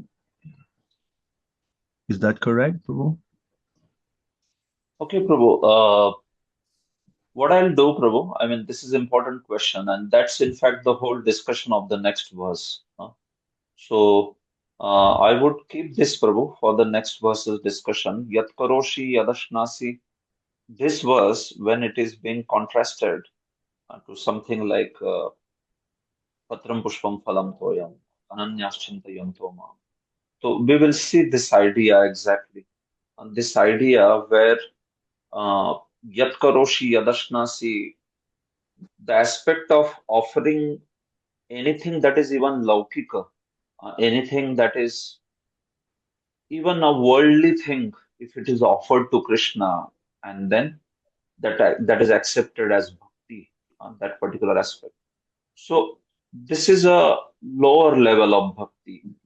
It is not exactly the first class bhakti or the topmost bhakti called as sakshat bhakti or nirguna bhakti. So this is in fact kayana manasa. That next verse is also talking about this. Jiva Goswami has put this particular verse or Yat Karoshi kind of verse into the bhakti, which is Arop Siddha bhakti. Uh, it is not exactly pure devotional service because here the idea is not so much about focus on Shravanam Kirtanam, but on offering whatever is offered, whatever is done by us, is done by oneself. So that could include Vedic activities, also Laukika, worldly activities. So a devotee in devotional service, the complete focus is on the Shravanam, Kirtanam, Vishnu Smaranam, these 9 limbs of bhakti, and they form the main chunk of activities. While this verse, Yat Karoshi Yadashnasi, it has a different sense there. It has a sense of offering whatever one is doing, whatever one is eating, and all that. So now, uh, as you said, this doership aspect is also there involved within that, but it is not exactly the Nirguna Bhakti standard. So I mean that's what is the next discussion, Prabhu. So I'll keep it because certain concepts I will cover on Arop Siddha Bhakti, Sangha Siddha Bhakti, and Swarup Siddha. So then it will be easy to analyze this verse. Okay, thank you, Prabhu. Thank you, thank you. Thank you, but this is very important question that you have asked, and that's exactly the discussion actually in next verse, because in next verse's commentary, Yat Karoshi is also quoted there, so there is discussion around that. Thank you, Prabhu. Okay, Ashish Prabhu. Prabhu ji Hare Krishna. Yeah. प्रभु जी कर्म मिश्र भक्ति के बारे में एक बार बताइए। And प्रभु जी निवृत्त तर्श आप जो बोल रहे थे उपगीयमाना, थोड़ा सा हाउ कैन वी? नहीं, see the point is that that is a verse from 10th canto 10:1-4. So that verse speaks about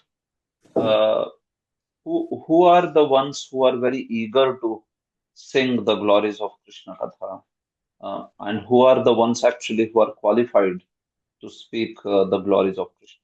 So the criterion there is Nivrutta Tarshayar, meaning those who are free from the desire or hankering for the material enjoyment.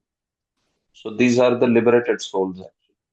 They are the ones who are qualified exactly to speak Krishna Katha. So then why are we speaking then, right? If they are the ones who are qualified, then we should stop the class immediately. Right? But then point is that that's the ideal qualification. That's the highest qualification. So even if one is speaking Krishna Katha, one knows that it is more like an opportunity for me to come to that level.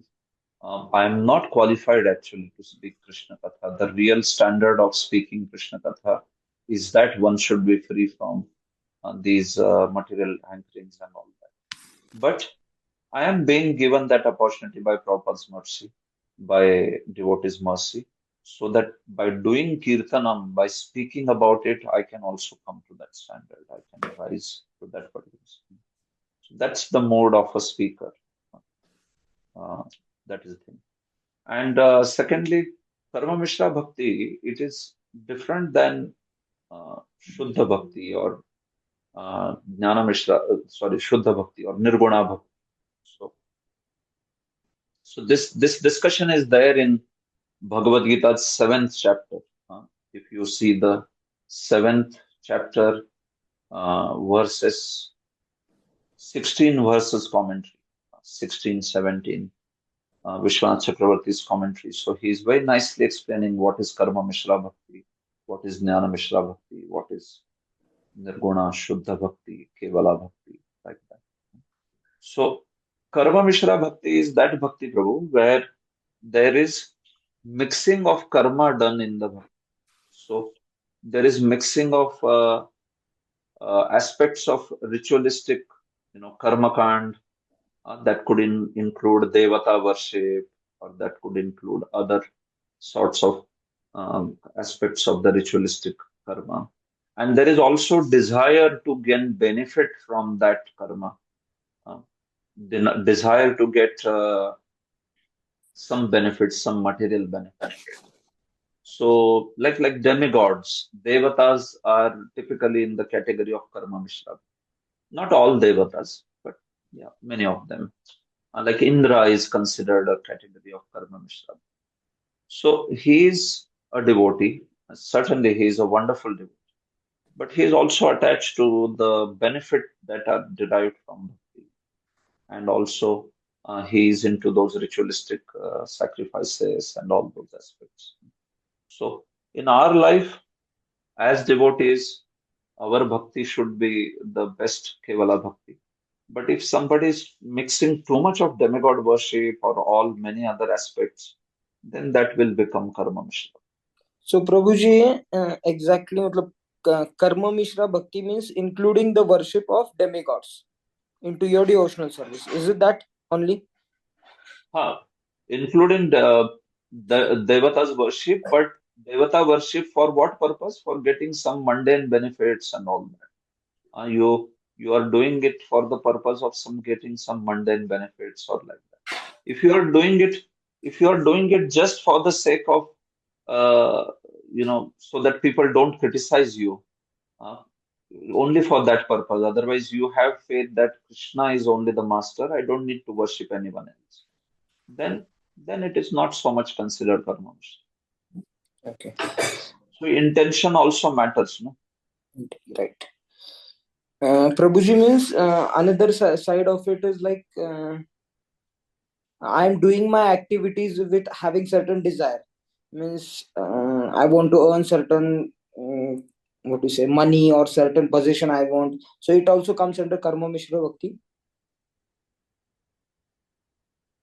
We'll talk about the next verse. Next verse is only this.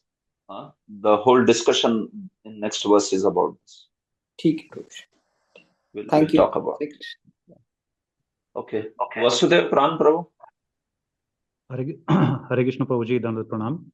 Thank you for the wonderful class explaining deep meanings of application of this bhakti process. Prabhuji, so please forgive me if my thinking process is totally off. I had a different thought process, so I'm clarifying with you. So in the angas of bhakti, it was discussed that if there are faults still, because it's a very forgiving process, because it is being supervised directly by the Lord, Supreme Lord. So as long as sincerity is there, everything gets taken care of. The only prerequisite is that you remain faithful to the Angi, which is the overall bhakti process. So there are two ways we've seen in our own lives at certain points or in other devotees, where there is in the enthusiasm of applying bhakti. So they may apply too much too fast, or it may appear very fanatical approach, and in the other hand, we see long-standing devotees, mature devotees who have done the bhakti process with very carefully, with a lot of consideration, with a lot of guidance. So seems like we have to do bhakti very carefully, because we have a psychophysical nature, and we also have a very complex responsibilities in the social life. So what is the correct approach? Can we say someone who's being fanatical in the overall long run, they're still okay because the Lord will take care, or we have to curb that mentality and do bhakti in a very steady and measured way, so that we can achieve success in the long run? Yeah, I got your question, Prabhu. Just that fanatical thing can you just elaborate exactly like what is that fanatical approach? Okay, so let's say someone is working, Prabhu, as an example. Now he wanted to prioritize bhakti, so he gave up that job and he took up. I mean, he's like Krishna will take care, Okay. something like that. That's a very fanatical approach because he's married, he has parents, something Yeah. like that. Yeah. Okay. So actually, Prabhu, especially bhakti and its anushilan, its practice, it's a very fine process with fine understanding of all the limbs of the bhakti and all that. Now, while doing this, certain benefits of the process are also being highlighted by Shastra. It is a very scientific process. See, on one hand, one may think that, okay, in bhakti, anything is okay, whatever, no problem. It's a process where not so much tension is there. You can do something. I mean, you can follow the limbs in a general sense and still you will get benefits or like that. This is like one approach where one may be little bit casual about the whole. And while another approach is where somebody is like understanding every single step in a scrutinizing manner, and then if somebody is doing some mistake or like that, then he is very pinpointing towards that. You cannot get love of Godhead if you cannot perform chanting in this manner, or if you cannot perform kirtanam in that manner. It will never give you a benefit.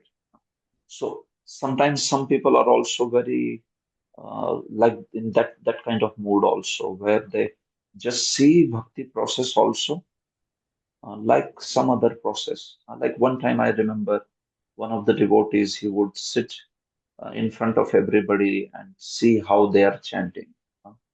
And okay, this is okay. But then even if there is slight mispronunciation or not exactly as per Sanskrit pronunciation, then he would be like getting very upset and angry with them that, you should learn it nicely, you should learn it properly. So now it is it is some sort of ritualistic kind of understanding. It is the person is not understanding exactly how the process of bhakti works. Although we will strive our best to chant properly and all that. But still, it's not that bhakti process is like some other karmakand process where even a slight here, there, and doomed, finished, you will not get result or anything. So not that way. So that's why one should have the clarity of the aspects of bhakti, but one should also understand that this, as you said, it's a forgiving process, and there is this whole aspect of Krishna taking care of those discrepancies as long as one is very sincerely trying to make progress on this path. So, how it should be done, depending on ashram, a certain approach also will help. Some sort of radical approach may be okay for those who are wanting to take renounced order, brahmacharis or sannyasis. But especially for a grihastha, so many factors they affect directly bhakti. So for him, the earning, the family, the social status, and all these aspects, they are going to directly affect. For someone else, it may not be so much relevant. So those factors should be taken care. They they should be arranged in such a manner that one can peacefully practice on this way. That's the whole idea behind even setting up varnashram, no? Where you are very peacefully put into your own varna and ashrama so that you can practice bhakti. The purpose should never be forgotten like that. So, in today's day and time, especially, all the more these things affect. uh, So, I would say that only, Prabhu, a steady, proper moving ahead of bhakti with understanding one's own ashram and how that ashram can eventually take you to where you want to be. It has these many years. We should work and take care of family and then towards the later part of life, probably we can accomplish the desire of working for Krishna full time. So those practical aspects should be taken. I don't think so radical fanatical approach is good for Grihastashram. No. That sort of thing is mentioned for brahmacharis and sannyasis. Sometimes some exceptional example for grihastha also, but otherwise it's an ashram where things are arranged. That's where the varnashram is most prominent, right? Varnashram is primarily for that ashram where we see that the perfect arrangement is done so that one can peacefully execute Krishna consciousness. So that's the matter there. Is it making sense? Yes, Prabhu, that is in line. The point where I little got confused is it was mentioned that once one identifies the path which is bhakti, then at that point he can even give up varnashrama. So that's that's true. That needs a lot of guidance also. That's what you're saying, right? Yeah, that's what I'm saying. That needs a lot of guidance also. I was telling the principle, the siddhanta. What if somebody decides to follow in this way, that once one develops that aspect of Shraddha and he is going to follow the path of Nirguna Bhakti. So, disregarding the whole society and the demands of society or anything like that, if one decides to wholeheartedly embrace the path of Bhakti, can he do so or not? What do you say? Can he do so? Yeah, I think he should never rely on his mind, Prabhuji. I think he should just take guidance from seniors. Exactly. Because it's not a simple question, a simple answer for that. Yeah. So the point is that only if one is under guidance and thinking, and one can see that one has that kind of conviction. So his activities still in the society may be seen as something which is a transgression or a sudden leaving something. But if the person is on that level, will there be a dosha? It will not be there. That fault will not be there. So that's the Siddhanta, Prabhu. How that Siddhanta is applied in the current context and all that could vary. That is okay. That's no problem. So sometimes certain aspects are Siddhantic. Like even for a Grahastha, when should he give up his house? When can he take sannyas? Now, what's the point? That same verse, Tavat karmani purvit na nirvidyet yavat. See, as soon as nirveda, as soon as his antakaran becomes shuddha, means one becomes free from the desire to enjoy, finished. One can give up the house immediately. So what is going to happen with his wife and children? Now this is a practical consideration. So if one does that, one will not be at fault if one has developed it. Even from the standard of varnashrama, immediately one can give up. But you will have the other repercussions. That person's wife is going to shout, and children will be so much miserable. Society will criticize. Probably the community of devotees will be criticized. So that's not good. So let's not do it that way. Even if you have, developed complete detachment, wait. One should wait, and one should complete those number of years, make sure that the things are settled nicely, and then move on that way. So one thing is the Siddhanta itself. So sometimes in Shastras, you may see some examples like that, right? One had a wife and a small child, and suddenly there was this great detachment, and he left immediately. He did not even worry about the wife and child. And that person became also great sannyasi. He became one of the great acharyas also. It's possible. It can happen. So was there some dosha? No, there was no dosha. But when this is to be applied in society, it's a sensitive matter. It should be done in a very sensitive way. So this has those factors of Desh Kal Path. So one thing is Siddhanta, philosophy or the Tattva, and another thing is the application, how it is applied. And that will very much depend on guidance. That will very much depend on what kind of era we are living in. So that's how it is. Yes, Prabhuji. Thank you so much for the clarity. So it all depends where there's a time, place, circumstance. And the era, that word was very relevant. Like what was applicable 200 years ago may not be applicable now. So based on the situation. Yeah. Thank you so much, Prabhuji. Hare Krishna. Thank you. Okay, so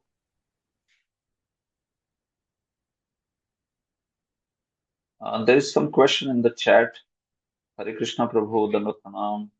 I need one clarification. As Bhakti is transcendental to Varnashrama Dharma, why Brahman initiation is required given after Harinam initiation? Why there is need of Varnashrama Dharma after coming to Bhakti path? Is it to set example in the society?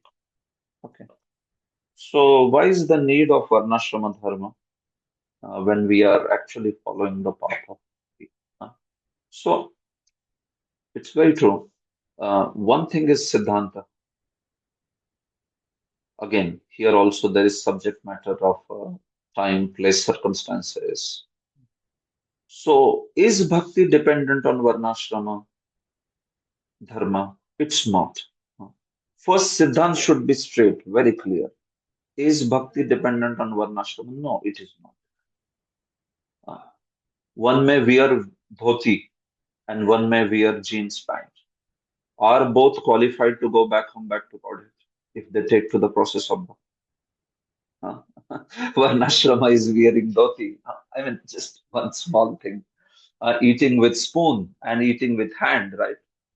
So, Varnashrama might involve eating with the hand. So, what do we think? Those who are eating with the spoon, they cannot go back home, back to Godhead? Those who are not wearing dhotis and they're wearing some sort of other clothes, can they not go back home, back to Godhead? They can. Bhakti has nothing to do with these aspects at all. It is nirguna, it is completely transcendental this way. But still, why Varnashrama Dharma? Prabhupada also spoke about Varnashrama. He said that I want to establish Varnashrama Dharma. Why? Because it's a very wonderful platform to practice Bhakti. So many of things are set so peacefully in Varnashrama that your practice of Bhakti becomes very, very easy on that. So as an ideal platform, that Varnashrama Dharma is very good so that we can practice Bhakti very peacefully. We want to chant Hare Krishna, we want to worship deities.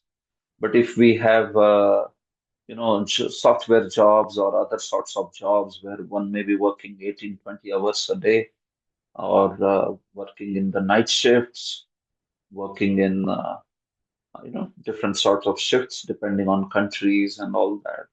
How is he going to do?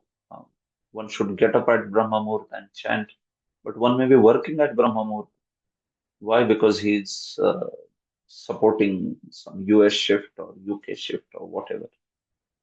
So the point is, the Varnashrama it's a very nice platform to be able to practice Bhakti. On the platform of Varnashrama, you could practice Nishkam Karma Yoga also, right? And you could practice Sakam Karma also. That same Varnashrama, right? You could practice Sakam Karma, you could practice Nishkam Karma Yoga. Similarly, you could practice Bhakti Yoga also. It becomes a very nice platform. It has all those aspects where Bhakti can also be benefited, meaning one can benefit in his practice of Bhakti also. So that is why it is needed that way. Otherwise, Varnashrama Dharma was rejected as Bahya, Eho Bahya by Chaitanya Mahaprabhu. This is external, exactly, this way. So we don't disregard Varnashram. We, in fact, want Varnashram to be established. And there may be a set of devotees working on that aspect also. Daivi Varnashrama, certainly. So that this whole complexity in practice of bhakti could be solved. We could have a very stable and simple, straightforward platform to be able to practice, right? Otherwise, with the confusion of people's mind, not understanding what nature they have and all, even in bhakti, there are a lot of challenges, no? Then, if you don't understand what is your nature, if you don't understand what is your ashrama, am I a grahastha mentality person? Am I a brahmachari mentality person? So, if this confusion is there, that is going to overlap within bhakti also.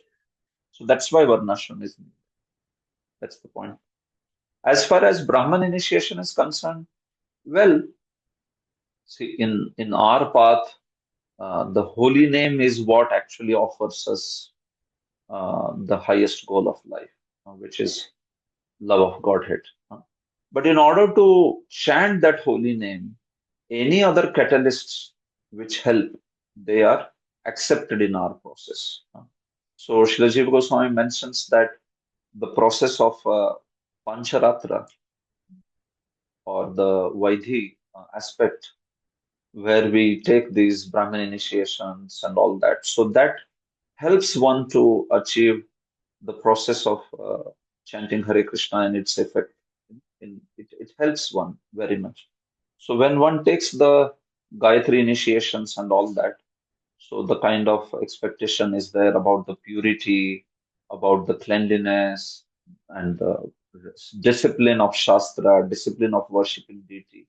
So that whole thing helps in chanting Hare Krishna and accomplishing that goal of chanting Hare Krishna, which is love of God.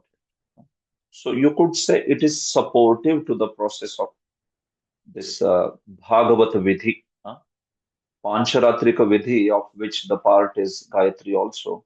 So that Pancharatrika Vidhi is a support for the process of Bhagavat Vidhi, which is the chanting of the holy names and Kirtanam and also Smaranam and everything. So our process especially is actually Bhagavat Vidhi. But now that Bhagavat Vidhi, because we also are taking the support of Pancharatrika Vidhi, which involves all the Gayatris and all that. So in that way, we are deriving benefit. So both the processes then combined, they take us very swiftly to the desired goal, which will be offered by the holy name. That cannot be offered by only the Pancharatric process. No, it is offered by the holy name only. Love of Godhead, prema, that particular aspect. But the other mantras, they help. And of course, in our system, we don't have just Brahma Gayatri, right? We have also other Gayatris. So these other Gayatris, they are practically, they are the process of, they are also helping us in meditation of the Supreme Lord only. Right? All these mantras like Kama Gayatri, or like, they are directly, you could say that they are also just part of that Bhagavat Vidhi only. These are Gayatris, so you put them under Pancharatra. But the point is, it's a direct meditation on Supreme Lord, Radha Krishna and all. So they are our fulfilling our purpose of complete absorption in Radha Krishna this way. If it would be Brahma Gayatri and all, typically it has that Vedic nature, Vedic Gayatri, and the purposes of the Gayatri. But I think that will summarize when we say that there is Bhagavat Vidhi, which is Shravanam, Kirtanam, Smaranam, and these main limbs. And it's on holy name. The main here means is the holy name. And there is this other process where there is Pancharatrika Vidhi, which involves things like Archanam and the Gayatri. So this is to support actually Bhagavat Vidhi. It is to help. Is it possible to go back home, back to Godhead just by Bhagavat Vidhi? Yes, it is possible.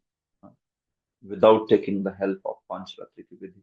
But it will not be easy. It will not. Why not to take the benefit of the process if it is available? That's the point. But if certain Vaishnavas in our line also, if they don't want to go to that Pancharatrika Vidhi at all, it is possible. Then they can completely practice Bhagavad Vidhi if they are qualified like that. It is possible. But most of them are not qualified like that. So they need this both the systems, Pancharatriki and Bhagavat. So that's why Varnashram Dharma is being combined with our Bhagavad Dharma. It helps. It is a support system. It is not absolutely mandatory, but it is a great support. That is the point. Okay, I think this will answer the question which you had.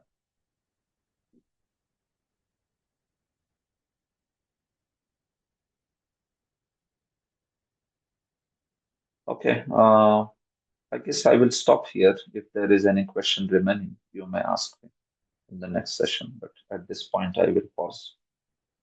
Thank you all very much for your patient listening. We'll meet in the next Granth Raj Srimad Bhagavatam ki jai, Srila Prabhupada ki jai. Jai. Thank you so much. Jai Shri Krishna. Thank you, Prabhuji. Hare Krishna. It's great.